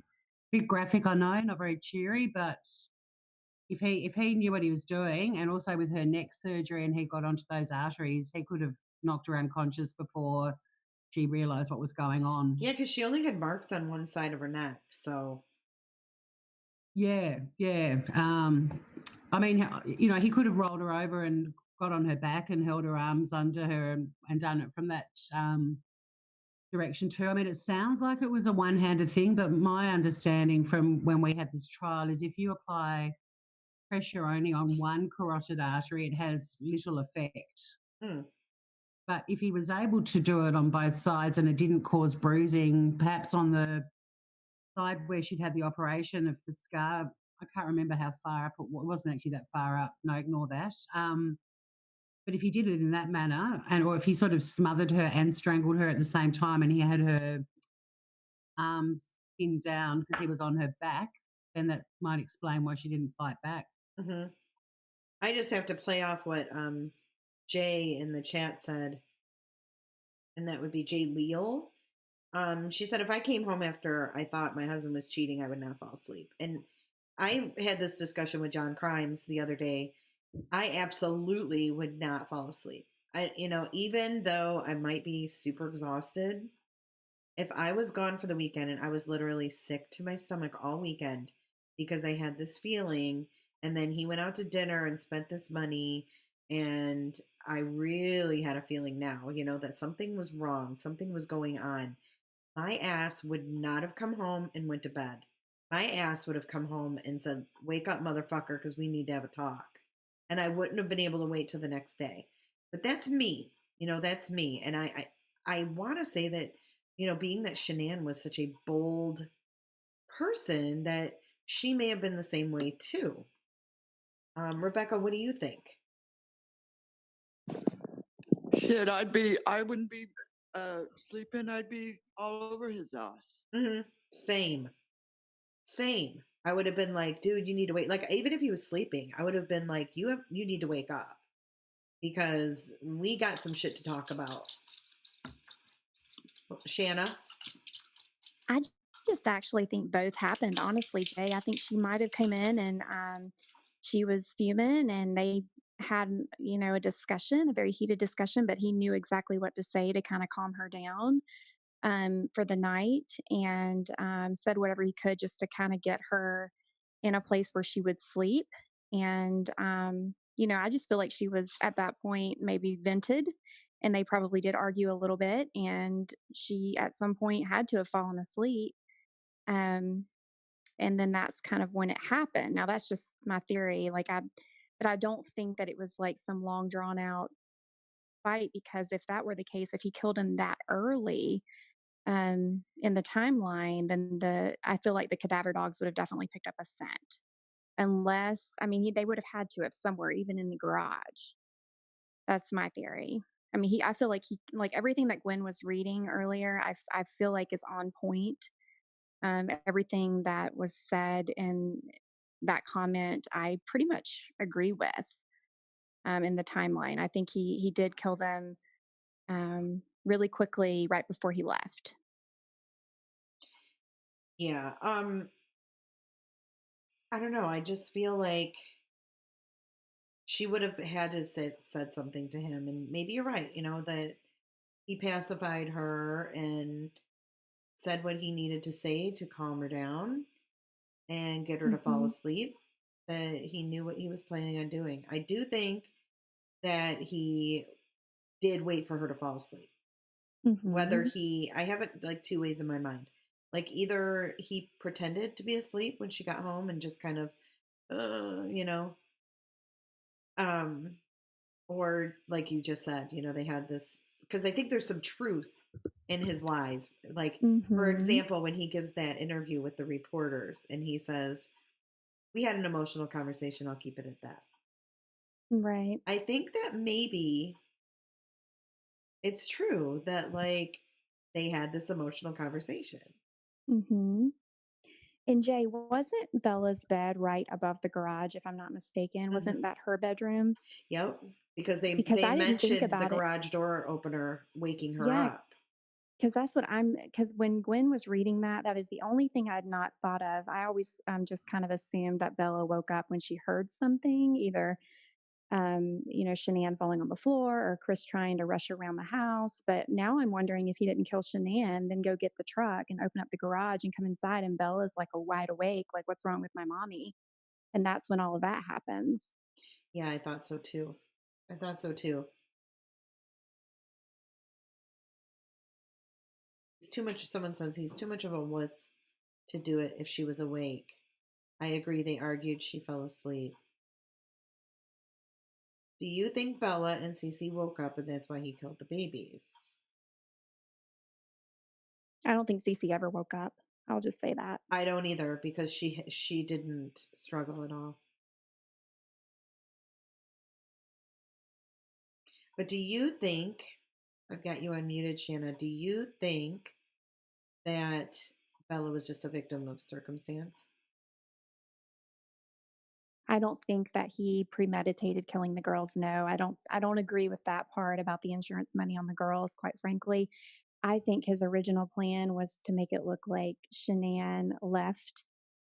They got into some sort of an argument. He told him, he didn't want to be with her anymore, and she got up and, she left. And for whatever reason, that was going to be his story. And I think that the girls, unfortunately, he figured when Bella woke up and saw mommy on the ground, not moving or whatever she saw, God only knows. I think that he acted at that point in time and was like, well, I killed her. I've got to kill the other one. Um, that's just my personal theory. I don't think that he premeditated the death of those girls. No, I think that that was emotion, that was panic, that was him not knowing what the F he was going to do because Bella was going to tell on him. Right.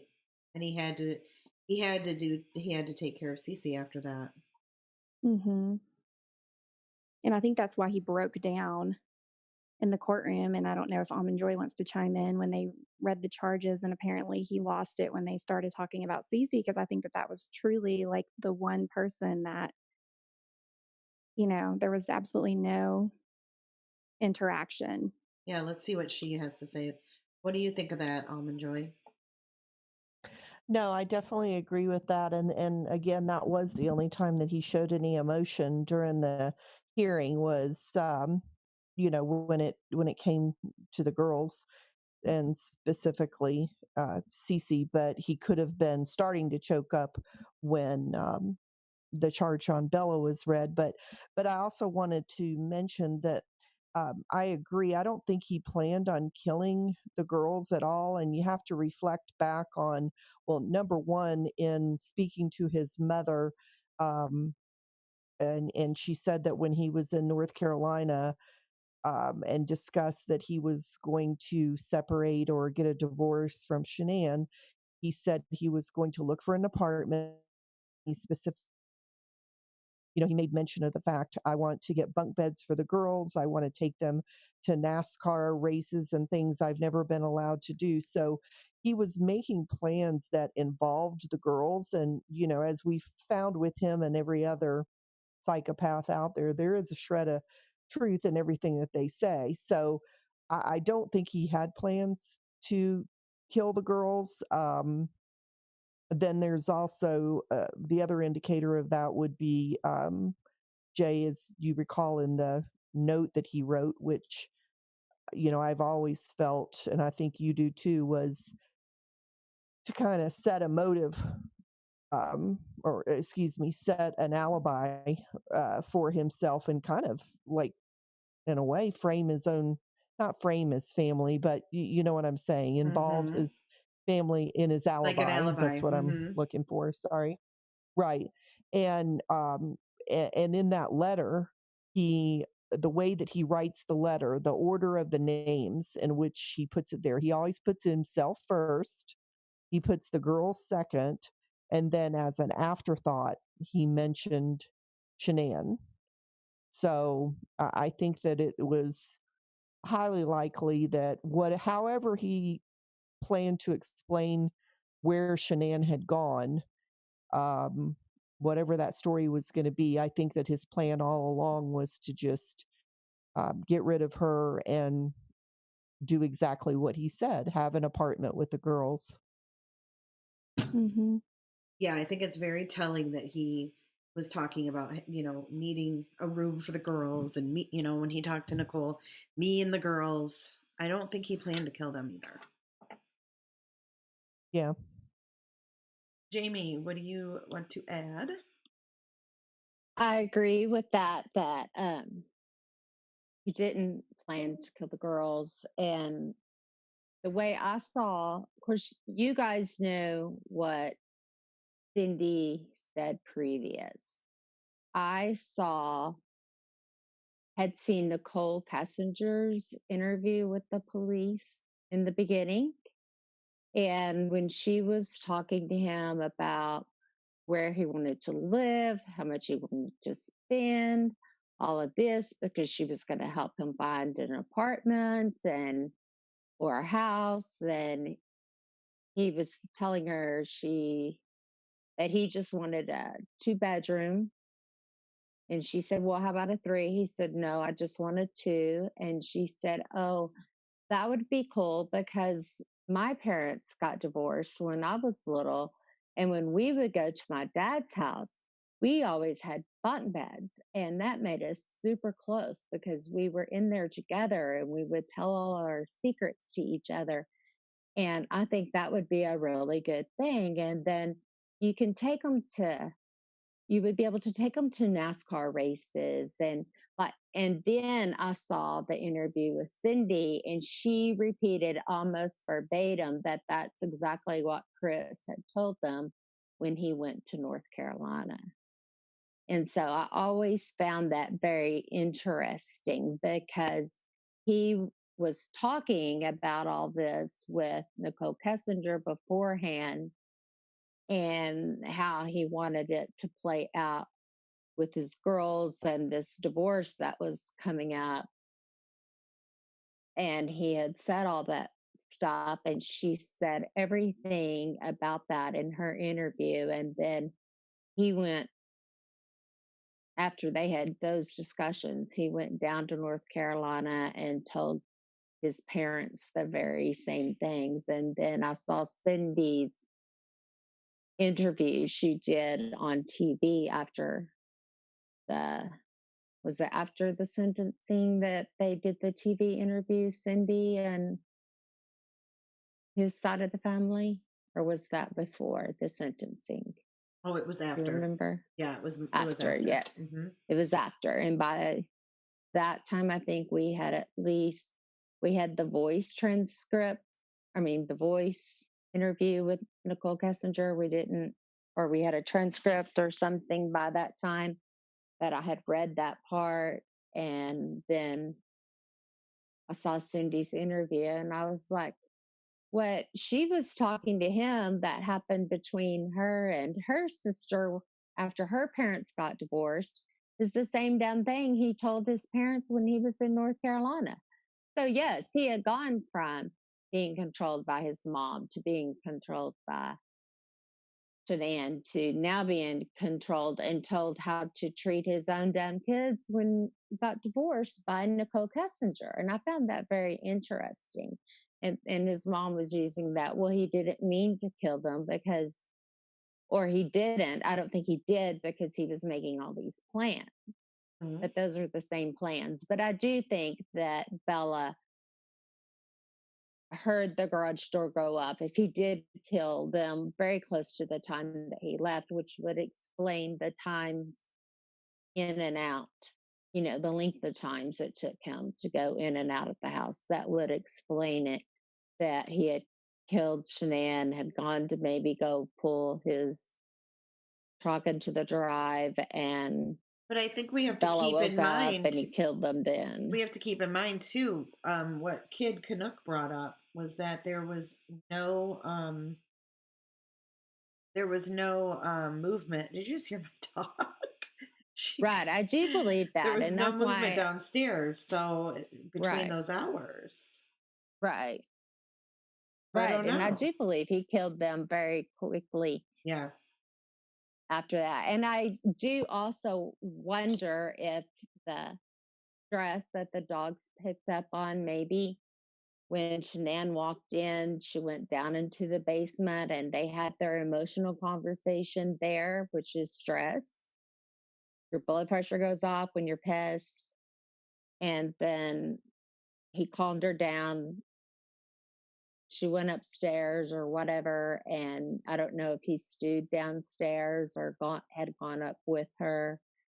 And then nothing was ever done until, pretty close to the time that he was going to leave.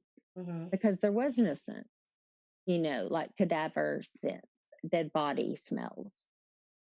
Right. So that would mean he had to have gotten him out of there fairly quickly, right? Yes.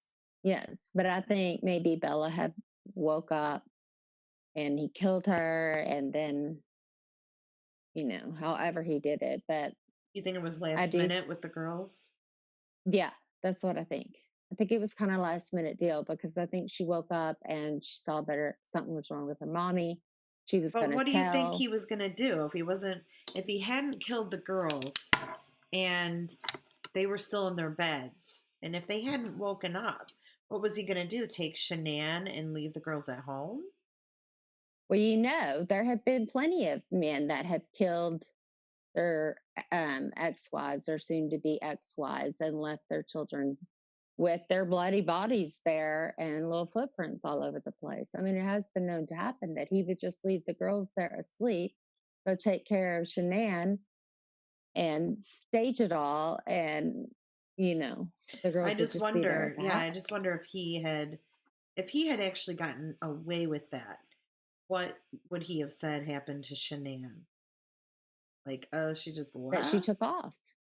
She went to a friend's house. That there's another little bit of truth in his lie that he can keep straight. She went to a friend's house. I don't know where she went. Yeah, I don't know if I believe that he thought it through that far. I don't Well, know. I mean, I don't think he would have gotten away with that, because I don't think anybody would have believed her to just go off and leave her kids at the house. But I Mhm. think in his mind that made sense. Anybody else have any opinion on that?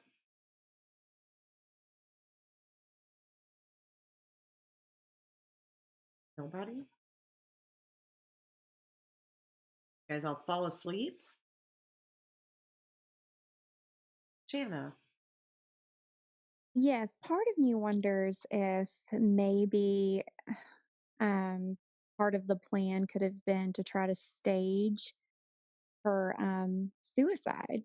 I mean, and maybe what threw that whole plan off course was Bella waking up and finding her. And he was like, oh my gosh, like, I can't, this isn't going to work. Like, she saw something, she was going to tell on her dad, and maybe he had to think fast. And, that was kind of what threw his plan off. Hmm. Do you guys believe that NK was in? Oh, wait, before we move on, Tori raised her hand. Go ahead, Tori. Oh, I'm in camp. He meant to kill all of them. I think he classic family annihilator, and part of their motivation is to wipe out the entire family and start over. So I'm not really convinced that the girls weren't part of his plan, unfortunately. But I think he might have had. There was a bit of chat just then about why he put the girls in the tanks and buried her, and I think he might have had a plan to actually blow up the tanks, possibly, or move Shanann later. I'm not really sure about that, but I find that really interesting, putting them all in separate spots, and the petrol tank in the cabin of his truck that he loaded up. I'm wondering if he was going to actually blow the whole thing up, but maybe go back there at night and do it, or something.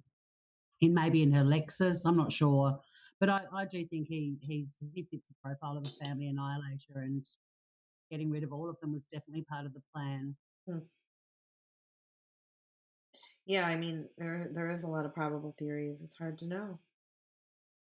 It is, and I don't think he's ever going to confess. And I mean, interestingly enough, I watched a doco only a couple of days about it, and just sort of watching back over the, especially the statements at the sentencing, and his mother was really sort of saying that she hoped that he would find the time to make a full confession. And obviously the DA said, chances are we're never going to find the truth or not about it. But yeah, the reality is, unless he does at some point decide to confess, we're never really going to know. No, I don't think he will ever admit.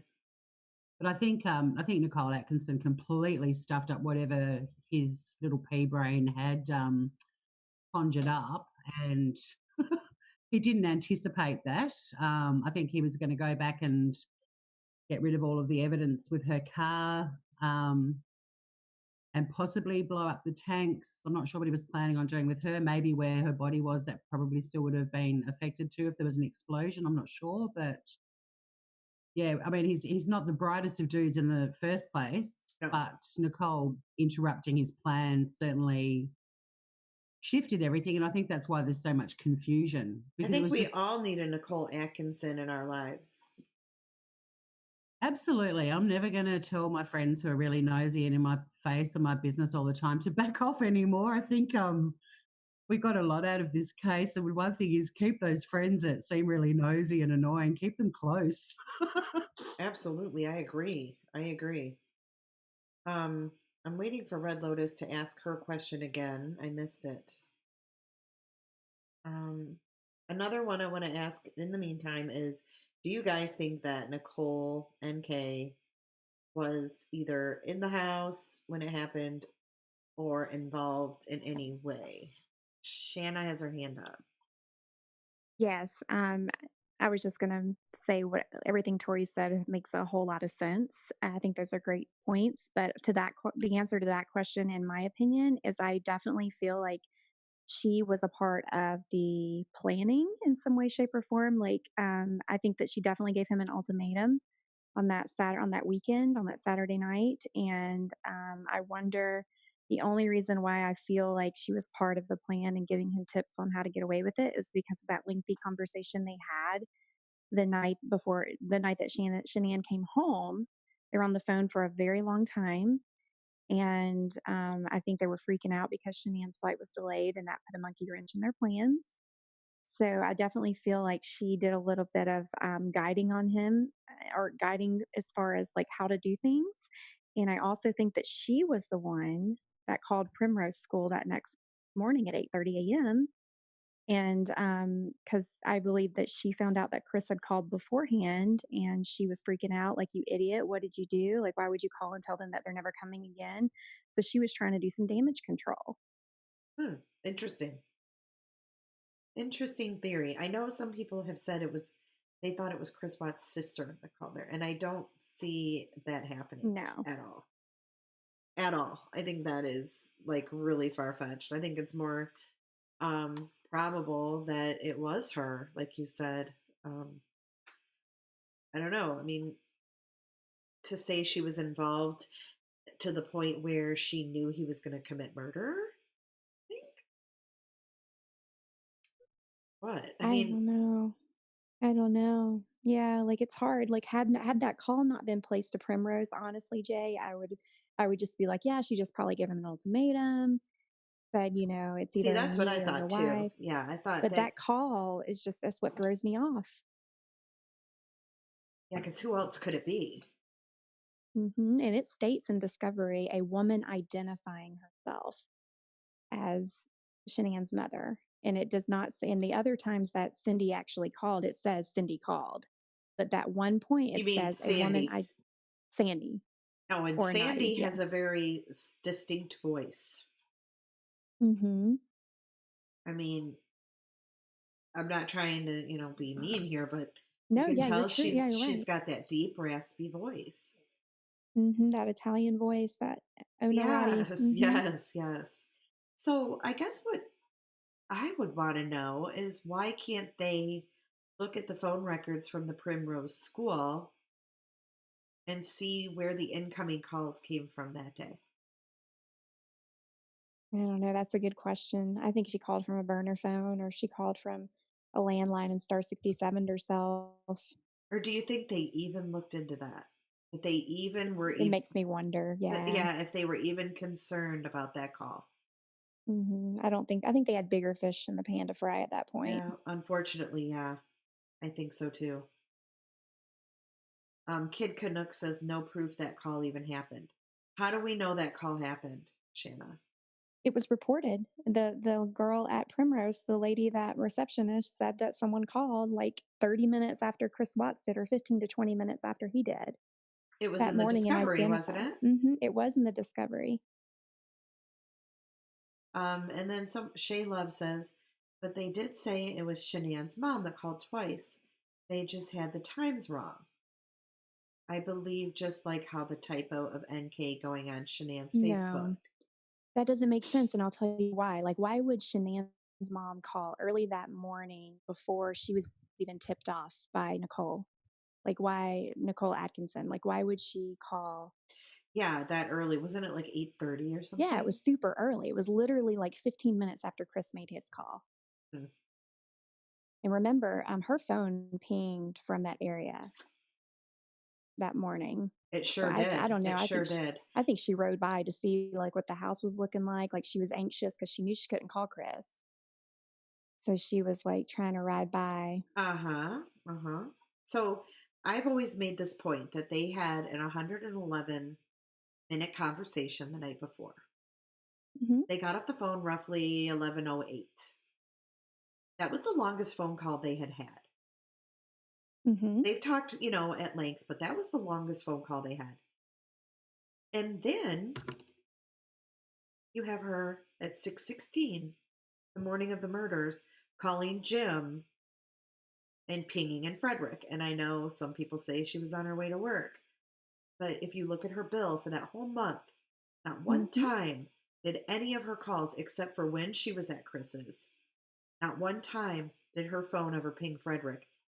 The only time it pinged in Frederick was that morning and when we know she was at the house with him. Exactly. And that's the thing. There's too many coincidences. Mhm. There's way too many. Like that doll being wrapped, like that's not a coincidence. Like all of these things, like if it was just one thing, then maybe. But there's so many things that point to, premeditation and her helping out that I just can't. I don't cross her off the list as being completely innocent. I'm sorry. I don't think she was physically there. I do not think that. I don't think that she's that dumb, but I definitely feel like she was a major part of, the planning process, or just getting him to work up the guts to do it. Unfortunately, that's just my opinion. I agree with you. Okay, so Red Lotus wants to know. She said, Jay, my question, do we have record of NK texts when he was at the PD, when he was with the PD at his house? So I would have to go back and kind of overlay the text. I don't know if you guys have done this. It would take a lot of work. But I do know that there's a video on my channel, and it is Chris standing in front of the garage door talking to two officers. His phone is, the whole time he's talking to these officers, his phone is in his hand. In this video, he's answering, like his phone is ringing off the hook. It's blowing up. He hits it, sends it to voicemail. It rings again. He answers, yeah, I'm going to have to call you back. Hangs up. So when I looked at the phone records, Nicole's and Kay's phone record, you see her leave a voicemail at 5:01. She calls back at 5:02, 1 minute phone call to him. So that's him answering her call while he's with the officers. So what, Jay, you're out of toilet paper in the guest bathroom. What she's asking is, do we have texts from that time? Does anybody know that from the discovery? Did we see texts from that day between them? Because I have texts, and this is the only text that I've seen. I have the text between those two, and she had deleted a ton. So there's text that day. The only one I believe was in the afternoon. I want to say like 2:45 p.m. on the 13th. And that was the only one that I could see because she had actually, like, if you read their text, it doesn't even make sense because she's deleted so many replies and responses. There'll be 2 weeks where there's no text to each other in the month of July when Shanann was gone. And I think we know that is obviously deleted because he would say something and then she would say something which did not relate to one another, did not make any sense. So I think she deleted a lot. And the thing that she says is, I deleted because I wanted him out of my life. If you want to delete someone out of your life, you delete the whole chat. You don't just go in and delete some replies. Which I get. Some of them she was probably, they were probably sexting. She was embarrassed. But if you want to delete someone out of your life because you're sickened by them or you don't want to talk to them again, you delete their whole chat and you just block their number. What do you guys think? Exactly. Yeah, I agree. It would take time to go through your phone and delete individual texts one after the other. Yeah. I think she was hoping I she agree. was going to cash out on this. I really think that she was hoping she was going to manipulate those text threads to make it look like, oh, poor pitiful Nichol Kessinger. She's Miss Amber Fry. I feel like that was her whole goal, was to try to figure out, how can I use this to my advantage and how can I make myself look innocent?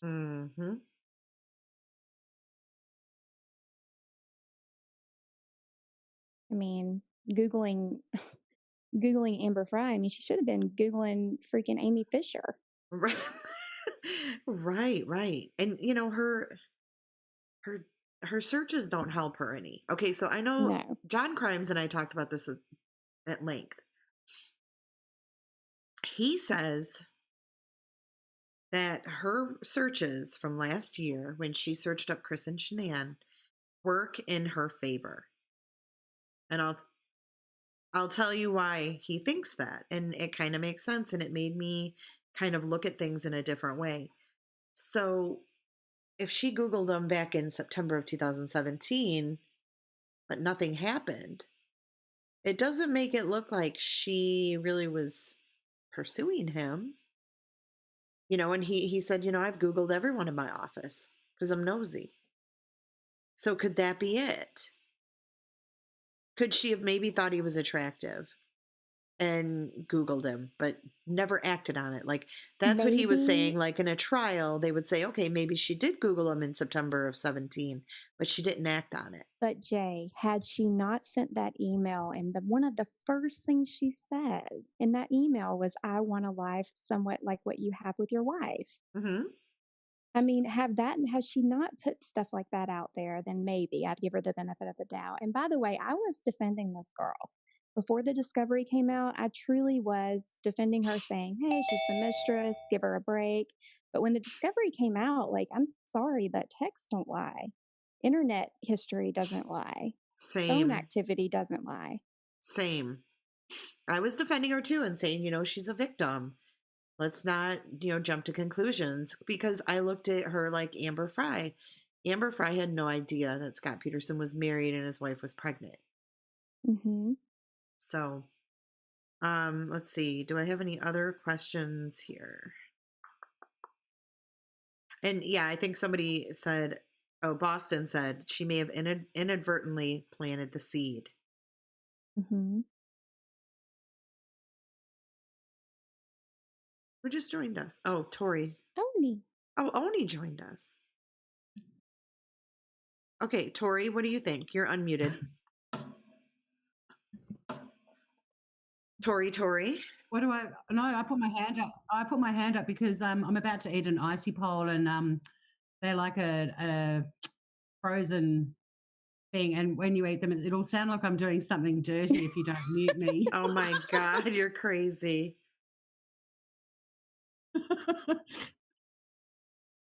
All right. Hey, Oneida. Hello. Hello. I hear you had a good turnout tonight. Yeah. And it does my heart good, because this girl, it just breaks my heart.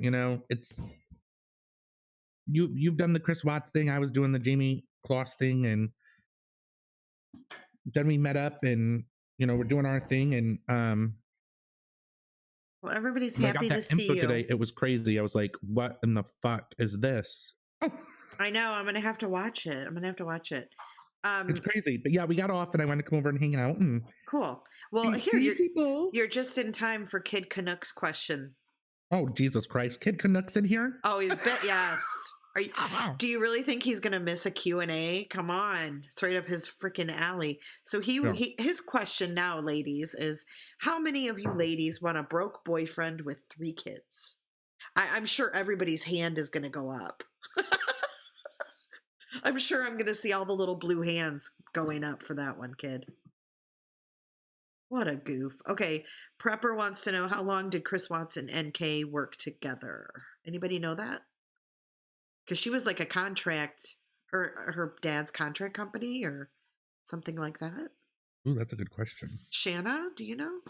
I thought it was about a year, like something around like 15 months, and they really didn't interact until, or from what he said, or for what she said, they didn't interact until like that late May timeframe, early June. Mm. But I'm pretty sure that she'd been working in that department or there at Anadarko for quite some time, like several months prior. Sorry, I'm just still reading. What? What do you think about Shanann asking Chris if they didn't have kids, would he stay with her? And I want to answer that one. I don't think she meant anything like she didn't want her kids. I think what she meant was, are you just staying with me for the kids? If anybody feels differently about that, please raise your hand. But I don't think she was trying to say, like, oh, I'm going to do away with my kids because you don't want them. I think she was basically asking, are you with me because of the kids, or do you really love me?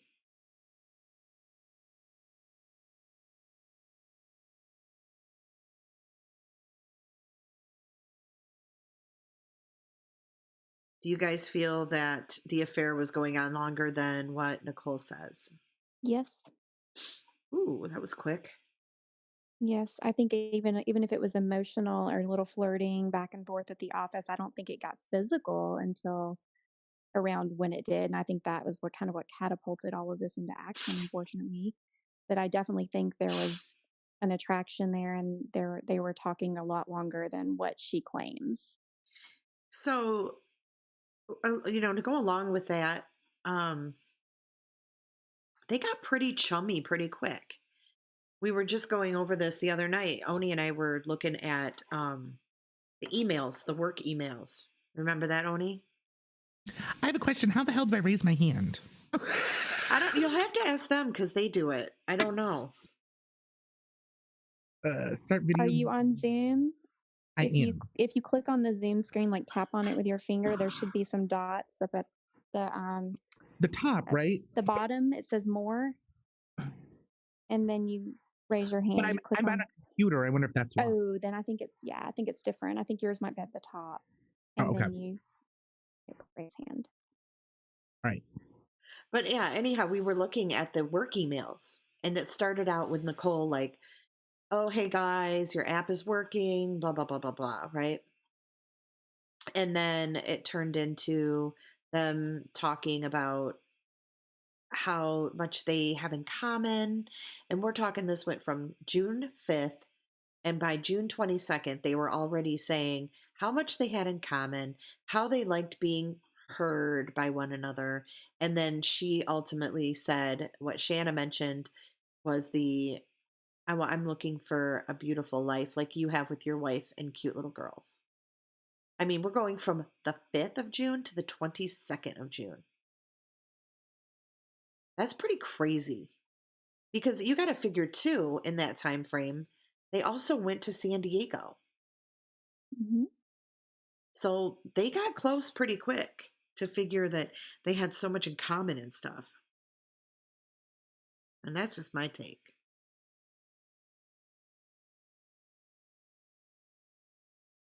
Let's see. Yeah, the DA did clarify that those searches, the dates were correct, that those were not typos. Yeah, I mean, because how would they be typos? So they're really going to dig through her phone and after the fact in September. You know what I mean? I feel like that would not be as pertinent as to what happened prior. And I'm pretty sure that was not a typo. I don't think so. Eye roll. Interesting name. My question, why do you think so many people are still obsessed with this case, even after he got life in prison? It feels like it isn't enough because we don't know what really happened. I am one of those people. Mm-hmm. So who wants to talk about that? Raise your hand.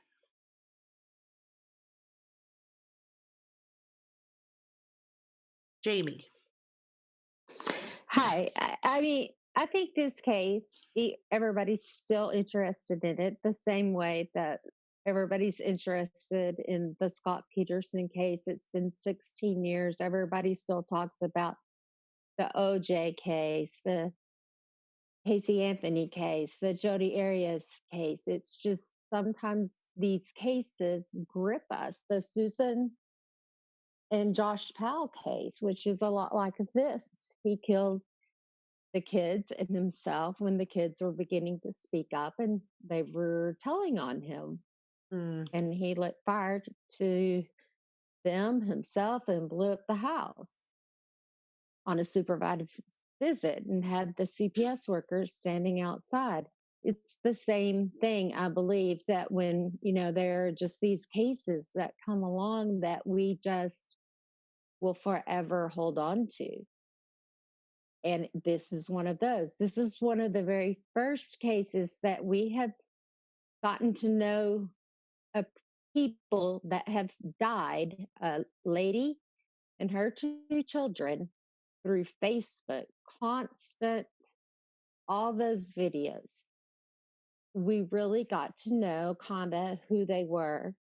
And then now we have the body cams. We had the first entrance into the house on video, not just the police taking evidentiary photographs. We had it on video as they went through the house from that very first moment. We have everything almost all on data in one way or another, whether it be emails, texts, the police body cams. They're taking photos, evidentiary photos with their cell phones. We have Facebook and everything that went on with that beforehand. Everything is out there in the social media world or available through data. And this is really the first case that we have seen from beginning to end that is like that. And I think that's part of why it has grabbed so many people. Mm-hmm. I agree. Rebecca, what do you think? I think that it's just so weird. I mean, you've got the MLM madness, got that bleak neighborhood of those giant McMansions, and this perfect looking family. It's just amazing. It's like, and then the crime itself, what he did, it's so, just can't think that could happen. Those people are just so bourgeois that you can't think that it would happen to them. Right. It's like Oni said the one day, like, if you would have told me that Chris Watts put his girls in oil tanks, I would have said you're out of your fucking mind. Like, that is, I would have too. Mm-hmm, like, that's nothing that anybody would have ever believed as a scenario. And that's why I get so passionate when people are like, don't speculate. Well, I like to speculate, and sometimes maybe it does seem far-fetched, but like Oni said, you know what? If you would have told me he did that, I would have said you're out of your mind. There's no way. It's just the weirdest crime imaginable. It is. It's really bizarre. It's really bizarre. That's why people are just so caught up in it. Yeah, they're all stunned. What do you think, Tori? Look, I agree with you and Jamie and also Rebecca about the nature of the crime is what attracted us all in the first place. But just sort of in addition to that, I think the communities that have emerged on Facebook and YouTube and Twitter and everything because of it, we've all sort of become friends in a way, and we're sort of holding each other's hands as we come to terms with it because it was just such a horrific crime. And there's also still some things that are unanswered. And I think, we all get together, we've got a common denominator, something to chat about. But if anything new comes out, we're all going to gather and talk about it. And I think the whole social media thing, it's not just the fascination because we got to see so much of Shanann and the girls and Chris, but it's also the communities that have emerged on social media that have kept it all rolling along as well. Mm-hmm. But yeah, that's. I'm going back to my icy pole now. Okay, your icy what? Silent. And they're called icy poles. I think in America, like they're a popsicle. Like a popsicle, but they're not on a stick. Well, mine's actually not on a stick. It's like in a little plastic tube, and you freeze them. And oh yeah, what do we call those things, you guys? Ice pops. I mean, ice pop? Yeah. See, what we call an icy pole is like a popsicle with a stick. But if you take the bit off the top and stick it in a plastic tube and freeze that, and it's a pina colada flavor, it's very nice on a hot day. Oh my gosh, I want to come to I want to come to Tasmania. I want you to come here too. Can I come to Tasmania? I probably won't leave. I'll be want you all like, to come. people from Michigan won't even believe I'm in Tasmania. They'll be like, is that a real place? Okay, Cheryl T. She says, does anyone but me think that NK perhaps was not truly interested in the same things as Chris, but researched him and became the woman he wanted?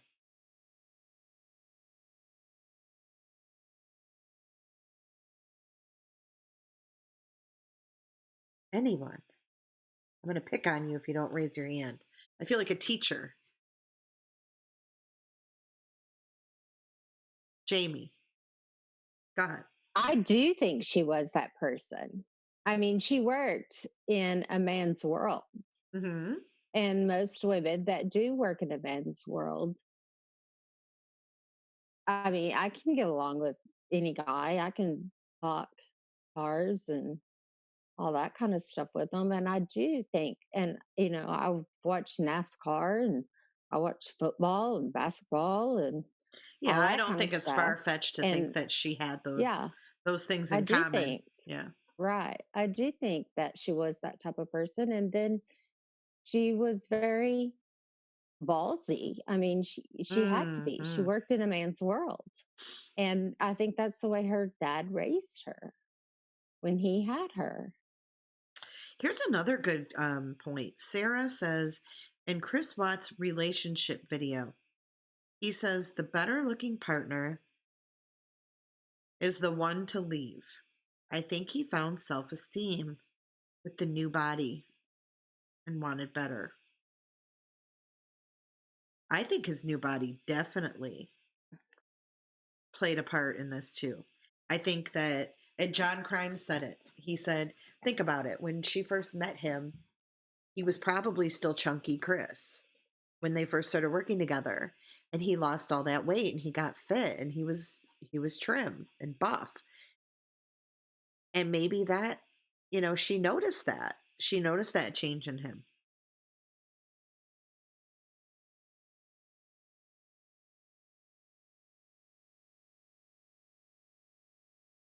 Um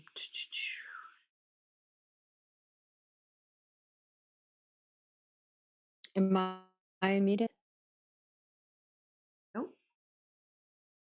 Go right Okay. ahead. Go ahead. I believe that that's true. I believe she watched his transformation because he was still kind of chunky. I mean, he said that those jeans that were by the stairs when the police first came in, he said those were a size 38, and he was going to take them back to work and trade them in because he didn't need that size anymore.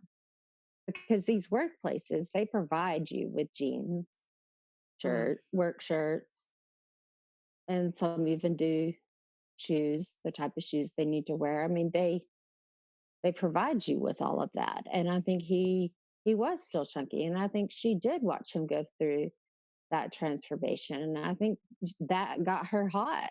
I mean, you know, she wanted to know about his fucking macros or whatever the hell they are, and was, you know, messing with his Apple Watch and all of that kind of stuff. And I think that did get her hot, you know, and she was thinking, ooh, this is a guy that he likes the same things I do. He's wanting to work out.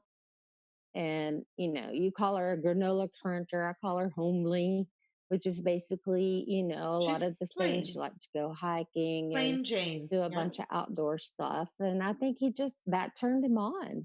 That's where he was headed at that moment. And that turned him on, you know, and she Oh my went and gosh, did I all just have to those. stop you for a second. My breath is taken away. And, you know, she went and did all those Thank things you with him. so much, Josh. Oh my gosh. Wow. I don't even, amazing. Thank you. speechless. Speechless. Thank you so much. Josh, See, I Josh told is, you do so much for people you don't even know. yes, I don't. You're awesome, Thank you so honey. I much. tell you. Aw. Well, and he just wanted to hear Oni. Hello. Right. We all do. Prepper, where's the button to borrow money from Jay? Oh, that's just so nice. I'm sorry, I didn't mean to cut you off, but I was just like, That's whoa. okay.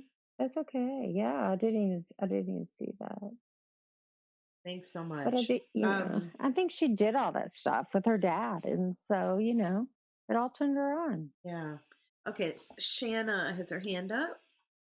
What do you Yeah, want I to was say, just going to girl? say that I find it highly odd or ironic or coincidental or whatever you want to say that Chris started losing weight around the same time frame that Nicole Kessinger did that search. So it makes me wonder if that's when they started talking and she was somewhat his motivation to lose weight and trim up so he could court her. Or flirt with her and make her be more attracted to him. Because I just feel like that's kind of odd how that's right around the same time frame that Chris started with his weight loss. Mm-hmm. It is interesting. It is interesting. But I feel like from those work emails that they weren't talking for months before that. That first email when he writes her back, I hope you have a good rest of your day. I feel like that was him kind of being, that was a bold Chris. Like, all right, I'm going to write her back. I'm going to respond to this. See how she takes it. That's how I took it from him. Hmm. Because I think like Shanann, I think she was right. He had no game. But I think they were subtle. I think that it's impossible to work around for like in that industry, like mostly men working in the oil industry, and to have a female around. I just feel like there was some interactions that could have just been like them looking at each other. There was like, I'm not saying immediately started talking several months prior, but I definitely think the connection or the desire was there for a long time before it actually happened. Yeah. And I think somebody had said that I guess all the coworkers looked at her and made comments when she went to put her lunch away. Exactly. Okay, so this one's just for Josh. Can you guys hear me? Yes. Hello? Could you guys see John Crimes or no? Did it work? Yes, that was hilarious. Oh, it did work. Okay, good. Because I could. God dang, I can't. So I was gonna say it, but I was muted, and I don't have a hand because I'm on my computer. So sorry, guys. Shit! There is no hand. I'm just gonna keep myself muted, and then I'll comment in the chat if I have something to say, and then that'll be my hand up. Well, I saw you. Like I'm trying to say hello, but I'm muted. So I know. So I'll just keep myself. I'll keep my microphone on mute, and then that way. Well, Tori says that she has a hand on her laptop. I'm going to unmute Tori. Where is your hand, Tori?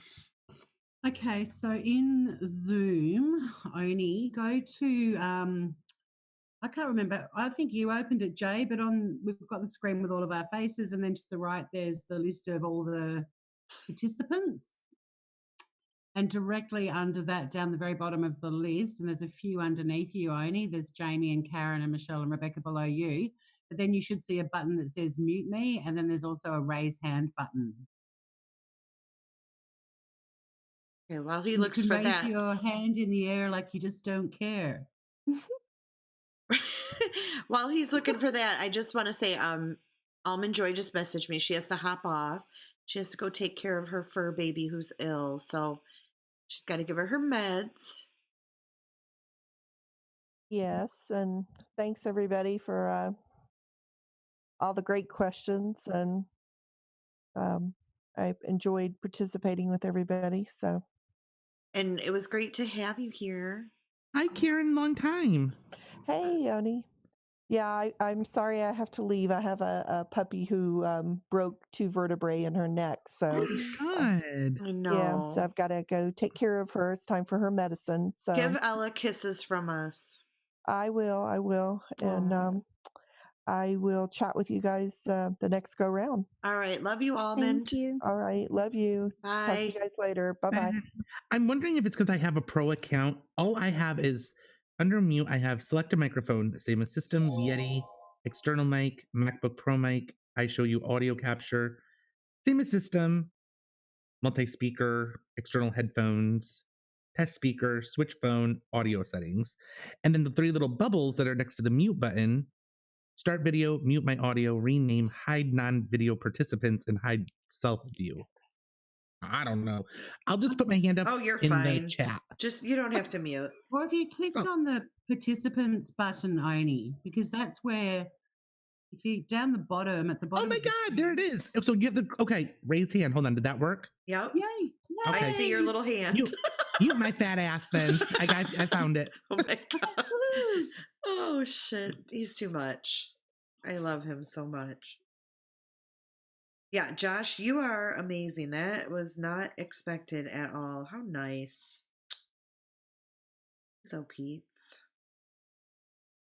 Okay, so let's see. Does anybody have any more questions? Or did I miss any?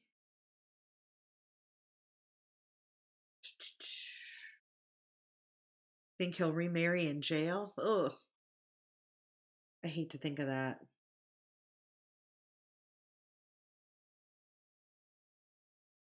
All right. No one have any more questions? Speak now. And then we're just going to open it up. And if you guys want to chat a little bit, we can do that.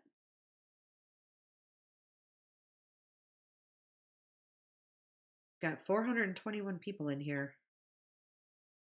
Okay, here's one more question. Oh my God, Oni, I found my hand and no, it was not down my pants. Norma Smith says on the neighbor's security cam, looks like he takes a red gas container to the truck, puts it in the truck, then takes it out and back into the garage. Has anyone been able to answer why he did that?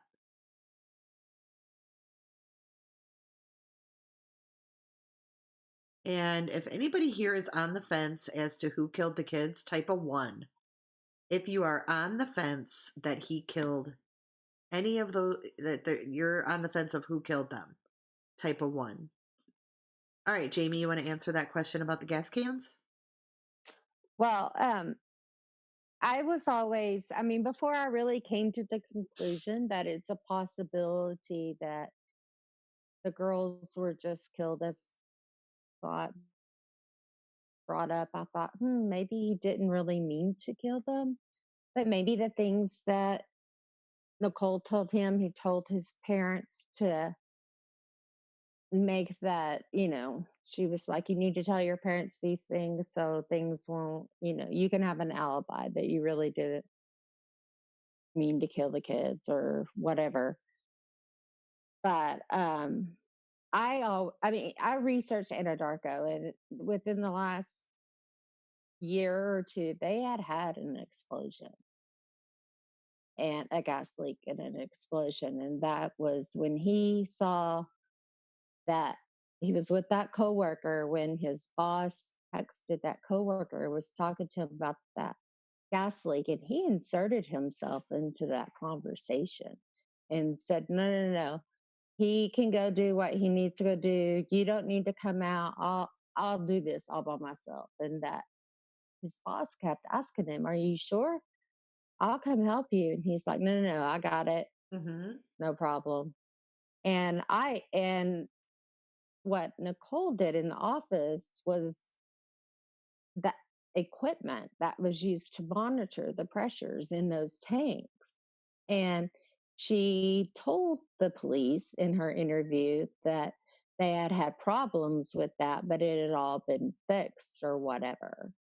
And, but that was a long time ago, because that was part of the email that she first emailed out and said, your equipment's all good and all this. But the way she was telling the police, it had happened at a later date, like closer to the murders or whatever. And I do think that gas can, I want to know where the hell it is. It's never been found. Because he put it in the back of his pickup, and didn't it stay there? It wasn't there when he came back. It wasn't in the garage anywhere that I saw when they went through the garage when they searched. I don't know where that red gas can is. Is it where the blankets and the toys are? Did you just throw them out the window on his way home? Well, right. But I do think, and then the woman that was the coworker that was actually out in the field with them, she went back to that first site after he had left. And she said it was just weird. She said, because normally she said he left that leak there. And she said, he's never done anything like that before, to just leave that leak there. And it was messy. And, it was just not normal. And I didn't understand why he left it like this. And that's when it really put the thought into my head, was that this dude is going to blow it up. And then I researched Anadarko, and they have had some issues with gas leaks. And I think within the last year, it actually leaked down towards a house and blew a house up. And they got into some pretty good trouble for that and settled out of court because they killed people. Does anyone have a picture of the back of the truck handy? I mean, I know I have it. I can look for it. But I think that the gas can was in. No, that's a different gas can. The red can that's in the back of the truck is actually more of like a propane tank. But what he had in his hand was like a 5-gallon, like for a lawnmower, like you go and fill up your lawn with your lawn. Right. That has the handle on the top. But there was in the back of his pickup, but that's a propane gas tank, like what, you can akin it to what you would put on your grill or something of that sort. That was a propane tank that was in the back of his pickup. But no, that red gas jug that he carried out was not in the back of his pickup when he returned, because the body cam showed you that, because he walked over there and looked in the back when those dogs were walking around that pickup. And so I do think that maybe he did have some thoughts, to and blow maybe shit up. Yeah, I've thought that for a long time, but that's why he put them in the tank, to get rid of evidence showing that it was actually him that killed the girls. So if they ever did find the bodies, there would be by that time they would have disintegrated enough to where they couldn't tell that his DNA was on them in the places, like on their face and their nose to kill them. And, or none of them were going to be found at all because he was going to blow it up. I've thought that for a long time, that might have been the end game. And maybe the story that Cindy repeated on her interview, which actually all of it, the entire story that she says, if you'll go back and watch Nichol Kessinger's interview with the police, everything that Cindy says came straight from Nichol Kessinger. And I think what makes this case so frustrating as well is because a lot of these things that we question were never investigated because it happened so quickly. You have to remember, these types of cases at a minimum will take 2 years before they ever go to trial. And during all that time, both law offices have investigators that work on these cases, and then they go in and they start digging and they start finding things to investigate about. And we didn't have that in this case. So there's all these little loose ends that have never been tied up, and we don't know for sure. I think a lot more would have come out if it would have gone to trial. And I think that's what he was. Because not only did they have that 111-minute talk before Shanann came home, that night when he was alone in that house, that first night after he was like, I don't know where they went and all of that, he stayed in that house that night. And they had phone calls back and forth. And then they had 2 50-minute phone calls at the very end. And that was the last of their phone calls. But I do think that they had some texts after that. But as far as phone calls go, so it really looked to me like they were kind of bickering about something or another. And she would hang up and he would call her back, or she would call him back. And it was very interesting to see. It was just like 4 or 5 calls, but the last 2 lasted like 50 minutes apiece. Mm-hmm. So what were they planning? She wasn't just telling him, what have you done with your kids and your wife? I'm done with you and I'm deleting you out of my life. No, John Crumbs is right. She would have deleted everything if she was going to do that. If she was truly innocent, she would have been like Amber Fry did and took all the embarrassing crap to the police and said, look, I did not realize this. This is what I got. And they used her and recorded her speaking with him. Mm-hmm. But Kessinger didn't do that. She deleted certain things that I think that she felt were incriminating towards her. One thing we have learned is that when you delete a text off of an iPhone, off iMessage, it's gone. It can't be retrieved anymore. Right. Whereas other devices, they can be, but off of an iPhone, if you're on iMessenger, it's literally gone. They couldn't retrieve them. They tried. And they couldn't. I agree. And so I do think she has a little bit more involvement in this and I do think that's part of why he did take that plea, was to protect her. I don't think she was there. I don't think she physically had anything to do with it, but I do absolutely think she had something to do in the planning of it all.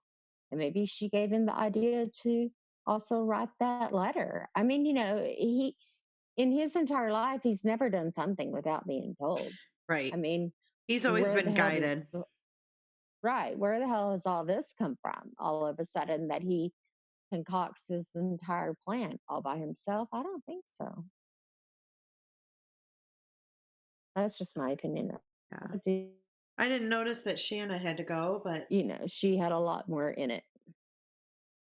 Oh, Oni raises Shanna left us. She did. She had to go, but here, what's up, Oni? Oni, can you hear me? Sorry, I muted myself on my own microphone. So I know that you went on at 7:30. You guys, I was sleeping. I've been busy today. I missed it. You're talking about the shit in the hole. What came of what came of this shit in the hole? Yeah, I did want to recap that real quick before we sign off, because it looks like, a lot of the questions have fizzled out. But I did want to recap that. If you guys missed it, we went on earlier, Mandy and myself, and we just presented the facts from the discovery on the shit that Chris Watts took. Now, normally I wouldn't want to even broadcast about someone's dookie, but there were people that were making videos. Will you put those chocolate balls away, please? I'm not going to eat them. Oh my right God. now. How do you even have chocolate balls left? That's what I want to know. How? Well, I had to buy another bag, but talking about shit and eating chocolate at the same time just ain't really soothing the stomach. Oh, fuck. See, this is why I love having you in here, because I'm like the serious one. Like someone said Jay's the mature one, and Oni's like the immature, like jokester one, You're funny. And especially when you're on with me, you're like total jokester. Oh my God. It's that repertoire that we have always had together. I know. And but anyway, we talked about the stuff in the discovery that, proved where he took the shit, which site he was at. And he was not at the site where Shanann was buried and where the girls were in the tanks. He was at... so he wasn't even on the fucking site. It was a different site. He was at the one where he left the bodies. Then he went with some coworkers over to a second site. And that was where he told the coworker he had to go take a shit. And he went behind the tanks and took a shit. And the coworker mentioned it to detectives because he thought maybe he, had put some evidence over there. So they went over there and looked and discovered the little hole with the poop in it. So, but the reason why we wanted to dispel that was because there were videos being made, presented as fact, that Nichol Kessinger had texted Chris and told him to do that and that he did it. And he took a 100% picture of sunflowers, right? And that was all not true. He did take a picture of sunflowers. It was on his phone, but he didn't send it to her. He didn't send it to anybody. Nobody really knows why. He took 2 pictures of sunflowers, but it wasn't sent to anybody in text. Okay, so it wasn't a matter of her texting him saying, I want you to go take a shit on Shanann's grave and then send me a picture of sunflowers to prove it. No. He didn't send the pictures. They were just on his phone. Oh, there you have it. So maybe he took the picture because she liked sunflowers and he was going to send it to her. Who knows? But he took a shit at a totally different site. It was nowhere near the grave, nowhere near any of that. And so we pulled up the pictures. We pulled up his GPS coordinates from that day because his work truck tracked him everywhere he went. So it showed where he was, and the coworker was the one that said he took a shit over there. You might want to look over there and see if he left anything. So, oh wow, that was the poop story. And they don't have outhouses there, or little like porta johns. I guess not, which is kind of bizarre, isn't it? They're out in the middle of nowhere, so I think it's customary for these guys to just dig a little hole, take a dump, and there was like paper towel in there, so he wiped and threw it in there and went about his way. I mean, my ex-husband was a carpenter, and trust me, you don't want to know where those guys shit. Oh, Jesus, criminy. They be shitting in the basements of those homes. Yeah, it's sick. They do sick shit, and they shit in buckets and whatnot. I mean, that's some sick shit. No pun intended. And Prepper wants to know if anybody wants some of my salty chocolate balls. Prepper wants to know if anybody wants some of your Wait, what did Josh just say? It was urban legend. I don't know, but Josh, I'm still just like taken back. Was that not amazing? Wow. That's awesome. It is awesome. I really, really appreciate it. And I was talking to Gwen earlier, and I want to try to go to CrimeCon next year. Ooh, that'd be fun. And yeah, and Gwen's like, you need to try to get a booth, but they're $500. And I'm like, I don't think so. Donations. So she's like, well, mention it tonight. See what people think. Maybe you can, take some donations. So I do have a question on the shit thing. That's why I brought it up. And I'm sorry to interrupt about the donations and the. No, go ahead. So my question was this. Of course, I wanted to know about the poop because you know me, and I just talk a lot of shit. And so first of all, that was my first question. My second question was, did they find toilet paper in the hole? Oh, it was paper towels. Oh, okay. Because I was going to say, if they didn't find anything, what did he use to wipe his ass with his sock? That's why I said no. He had paper towels in there. He actually wiped. But I'm thinking he didn't wash his hands. Oh, right. Unless he had hand sanitizer. But still, that don't kill norovirus or whatever the fuck it is. Gross. Okay, Tori raised her hand. What's up, Tori? And Oni, I got to tell you something about Tori when she's done talking that I don't think you knew either. Okay. I'm now wondering what the hell it is. No, just on the poop stuff, I was just saying in Australia, it's really common for guys to do dig the hole into a poo. We call them bush poos. And I just made a really bad joke about Skippy the bush kangaroo, which, the time has passed. It was funny at the time, at least to me. What do you call them there? Bush poos or bush wees. If you don't have a toilet you can use and you poop in the bush or do a wee, it's a bush wee or a bush poo.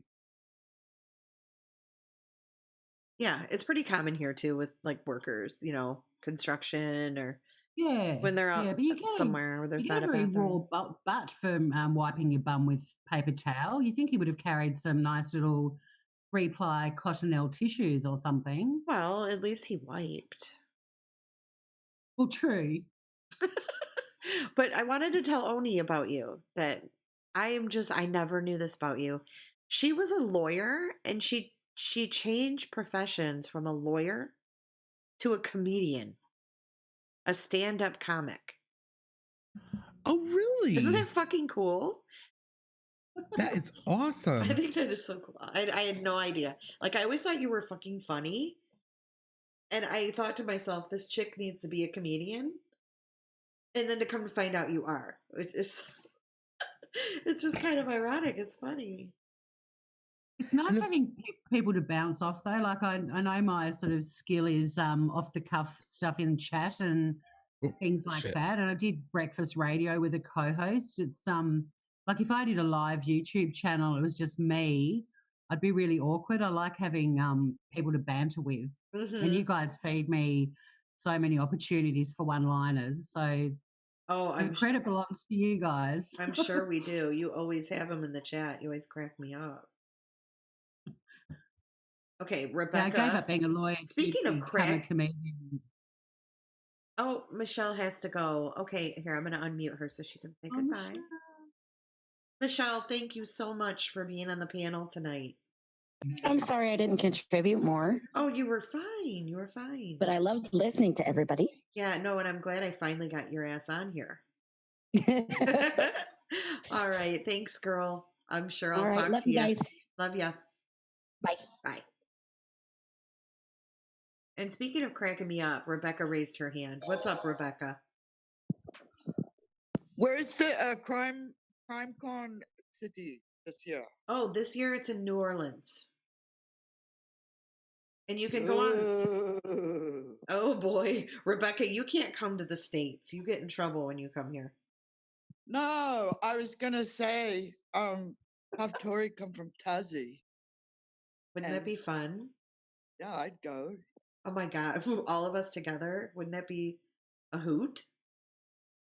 Yeah, and then you guys, could throw my bail. Yeah, we would definitely have to have some money set aside for Rebecca's bail. Okay, so we need to raise $585. Oh my God, I can't. Jay, may I Right. email you a question a little? Sure, Cheryl. My email is j4justice@gmail.com. You can email me anytime. Any of you guys can. You can join my Facebook group. J is for Justice on Facebook. It would be fun for everybody to go to CrimeCon. I know Gwen said she was buying her ticket. She's like, I'm going regardless. But a booth is $500 to be set up there. And when is it, Jay? It's what in month June. of the year? It's in June. June.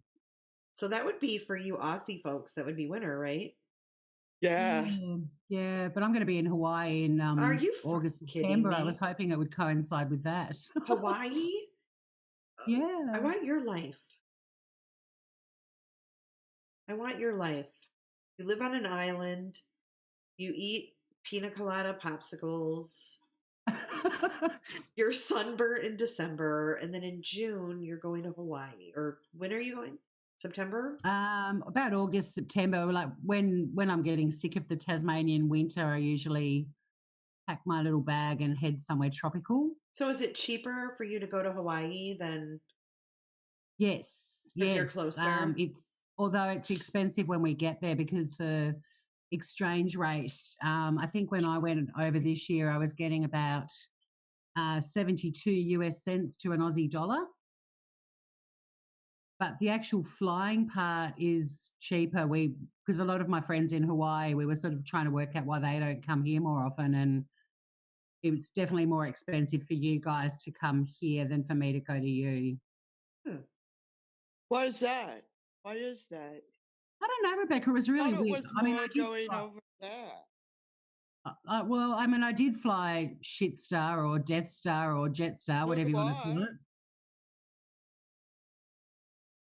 But it was about 800 Australian return from Sydney. That sounds right. Yeah. Yeah. Oh, That's riveting here's for Kid. everyone listening to this. Here's Kid Canuck again with his requests. Hey I want Jay, Kid to call in. he won't. Jay, can you load up the gas can video so we can discuss Chris's movements while handling the gas can? I can pull it up. I know. Doesn't he kill you? He freaking kills me. I mean, We if just discussed it. I know, if Josh asked, I would do it in a heartbeat. Like, I wouldn't even think twice. Yes. But Kid Cudi. I do have a question. Shoot, what is it? It was coming up in a lot in chat the other night when there were, the 1,200 people night. A heap of us want to hear you and Oni reading.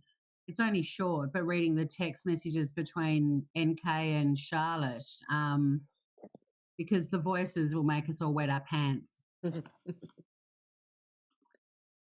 So, what's your question? Can you do it? Do what now? I'm sorry, what? Say what? There are a heap of us that want you and Oni to read the text messages between NK and Charlotte. Oh.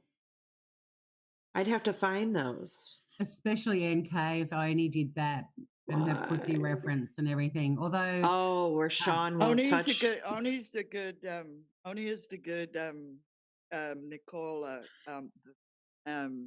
Atkins. Oh my God, it's Nicole Atkins. I don't, for some reason, that's the best. And Jay's NK doing the YY and the sandwiches hilarious too. They're so little. I think Oni like walked away from his computer or something, because we'd be hearing his Nicole Atkinson. Oh, that was so funny. We had so much fun doing that, and I'm not trying to make light at something that's really tragic, but sometimes you have to make light of situations to even kind of even comprehend them.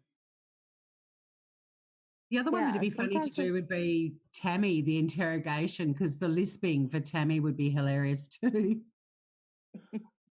Oh, yes. It would. She had a very serious lisp issue. Ooh, Oni is okay, listen, you guys. Oni is at 994 subs.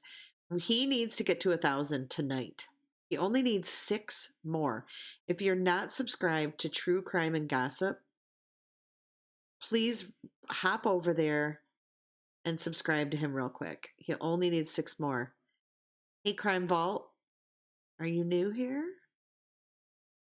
Jolene says, I hear Jay in my head all day. That's scary. Right. I need to see John's eyes. If you want to see John's eyes, someone has to donate. Did you guys all see that when it popped up earlier? Because I didn't on my screen. What was that? When someone does a super chat, which Josh gave me a super chat, and it's set up to where it's a sound clip of Oni going, "Whoa," and then it's John, and then it's John Crime's eyes, like all big and looking back and forth. And if you guys didn't hear me tell the story earlier, I'll tell you really quick again because it's absolutely hilarious. So, if you go on John Crime's page, him, Oni, and I, we were online Saturday night. Okay, so it was the 22nd? Yeah, the 22nd at night. And we were on all night. Like, we were literally on until like 5:30 in the morning. So at one point in the middle of the night, Oni falls asleep. And John and I are just chatting away. Oni was muted. I muted him because he was snoring. So I muted his... And he came back. Like, John and I totally forgot he was even there. We had been talking for like a half an hour, maybe 45 minutes. And we're talking about like a scary story. And he's like, I'd be freaked out right now. Jay. Yes. I'm going to interrupt you. Laced with Lacey just announced he hit 1,000. Congratulations. Yay! Oni hit 1,000. Whoop, whoop. Way to go, Oni. Probably he's in the shitter. The potty. He's in the shitter. That is epic. Okay, go ahead. Thank you for letting me know that. Oni, you don't even realize. So anyhow, we're talking and we're talking about something scary, and he has like a door next to him in his basement, and he's like, if someone knocked on that door right now, I'd be freaked the fuck out. And I said, yeah, or something, and all of a sudden, Oni it manages to unmute himself, and he goes, hello? Like that. And we both just like, I jumped. I was like, oh my God. And John, he was on video. So his eyes, you see he hears, hello? And his eyes bug out. He looks to the left. He looks to the right. He's like, what the fuck was that? And then we realize it's Oni, and he's like, oh my God, I thought Jay hurt herself. I didn't know what happened. So I took a little clip of his eyes and took the hello, and that's my little super chat thing that pops up when I get one. But it's freaking hilarious. I think it's like, if you find that video on John's, it's like 2 hours 40 minutes or something like that. Oni, I have something to share with you. I know, I hit 1,000 subscribers. You hit I'm at 1,000. Oh my gosh, congratulations. And guess what I was doing in the middle of it? Pooping. When I hit my We all know what you were doing. You were pooping. I was pooping. You were taking a poo. Oh shit. Oh, it's your epic moment. What anyone saying? Congratulations, my love. 1006. 1006. Yay, now you only have to wait 20 days. We're 20 days Your behind. epic moment happened in the potty. It did. It usually does for him. And where Believe has it or Miss not. Rebecca That's Field awesome, Oni. I've not seen you around. I I was know. in the country, no internet. Where did you Oh. go? I went to Ardrossan, which is on the York or the Peninsula, and it was hotter than shit. Oh, wait, hold on. Okay, you guys watch. I just got a super chat, so watch. You're going to see it. Oh, yes. I want to see this.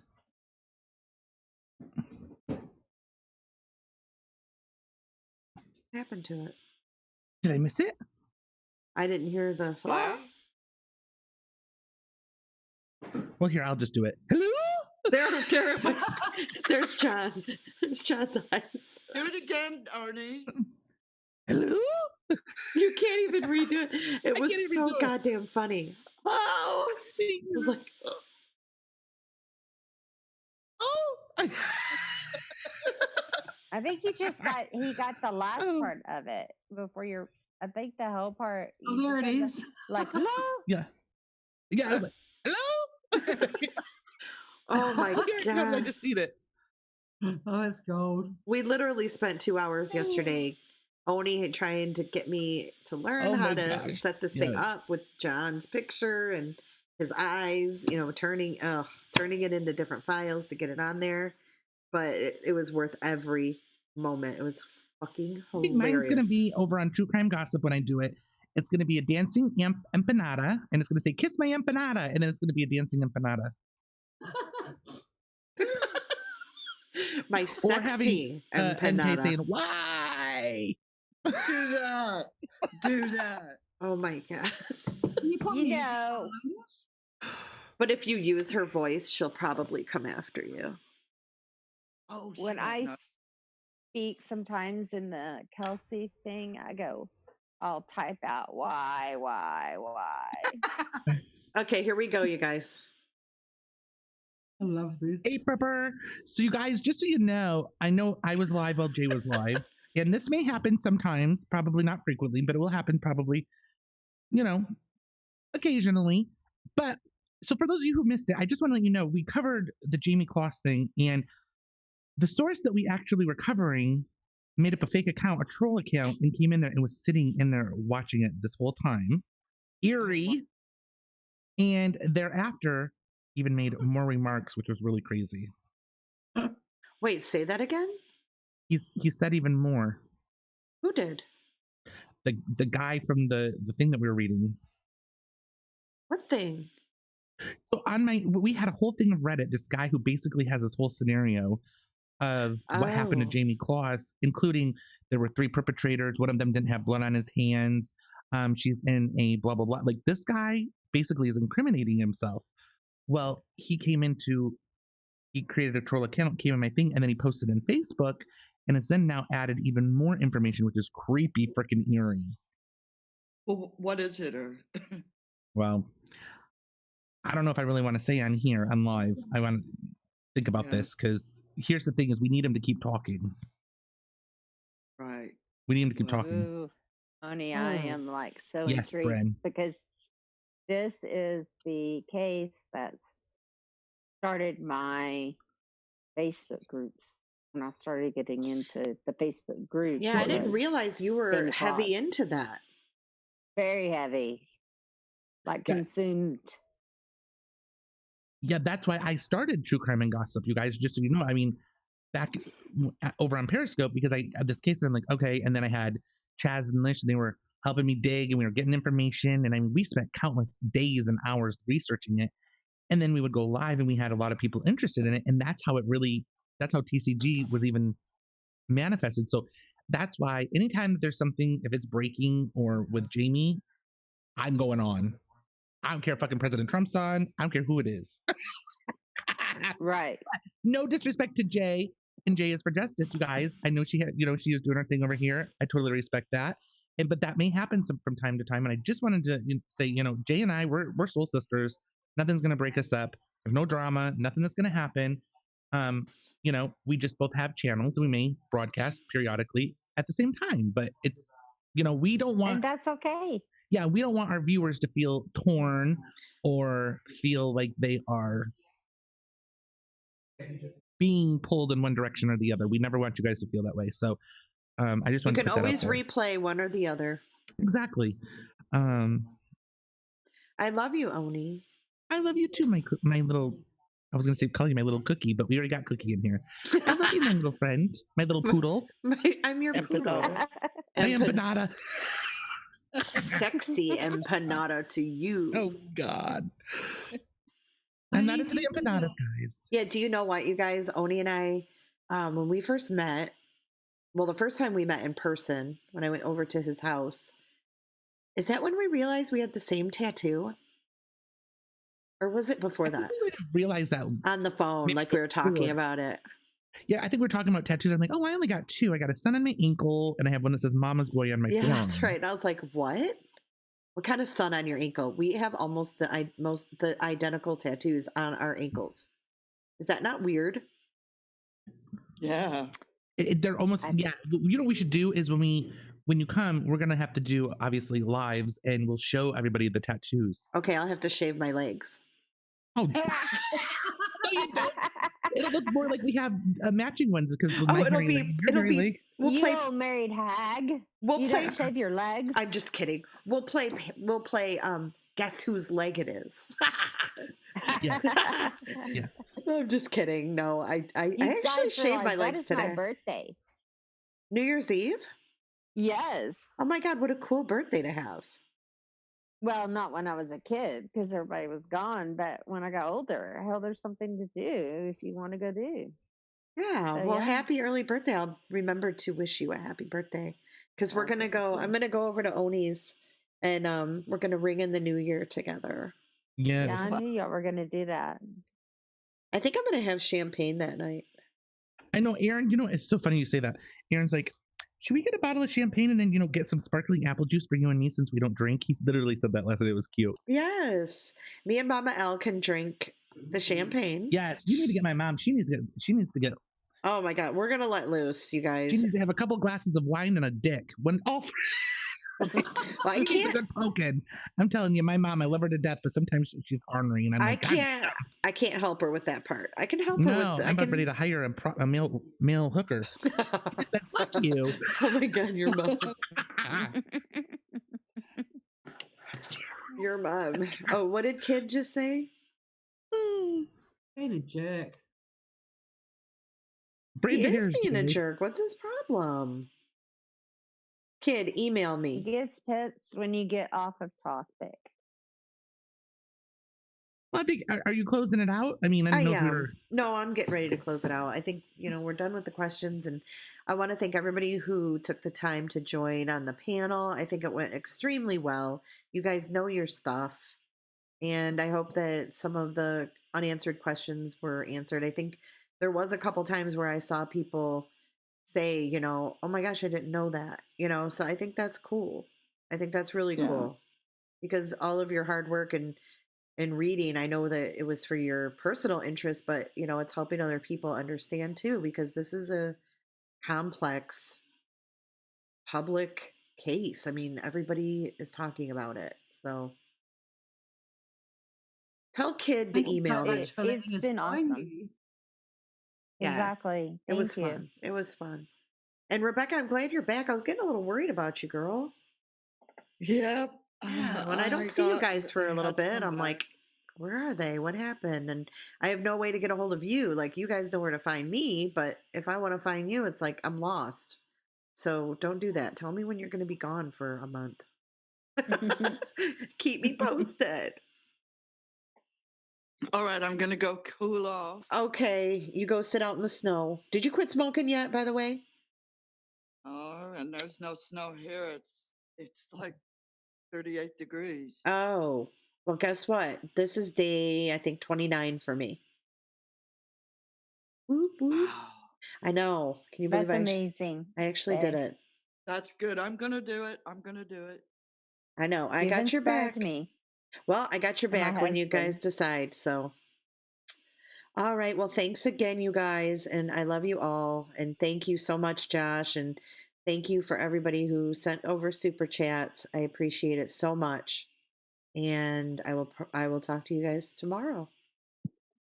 Yeah. Okay. Bye, All right. everybody. Bye. Have a good Bye. night. Love you.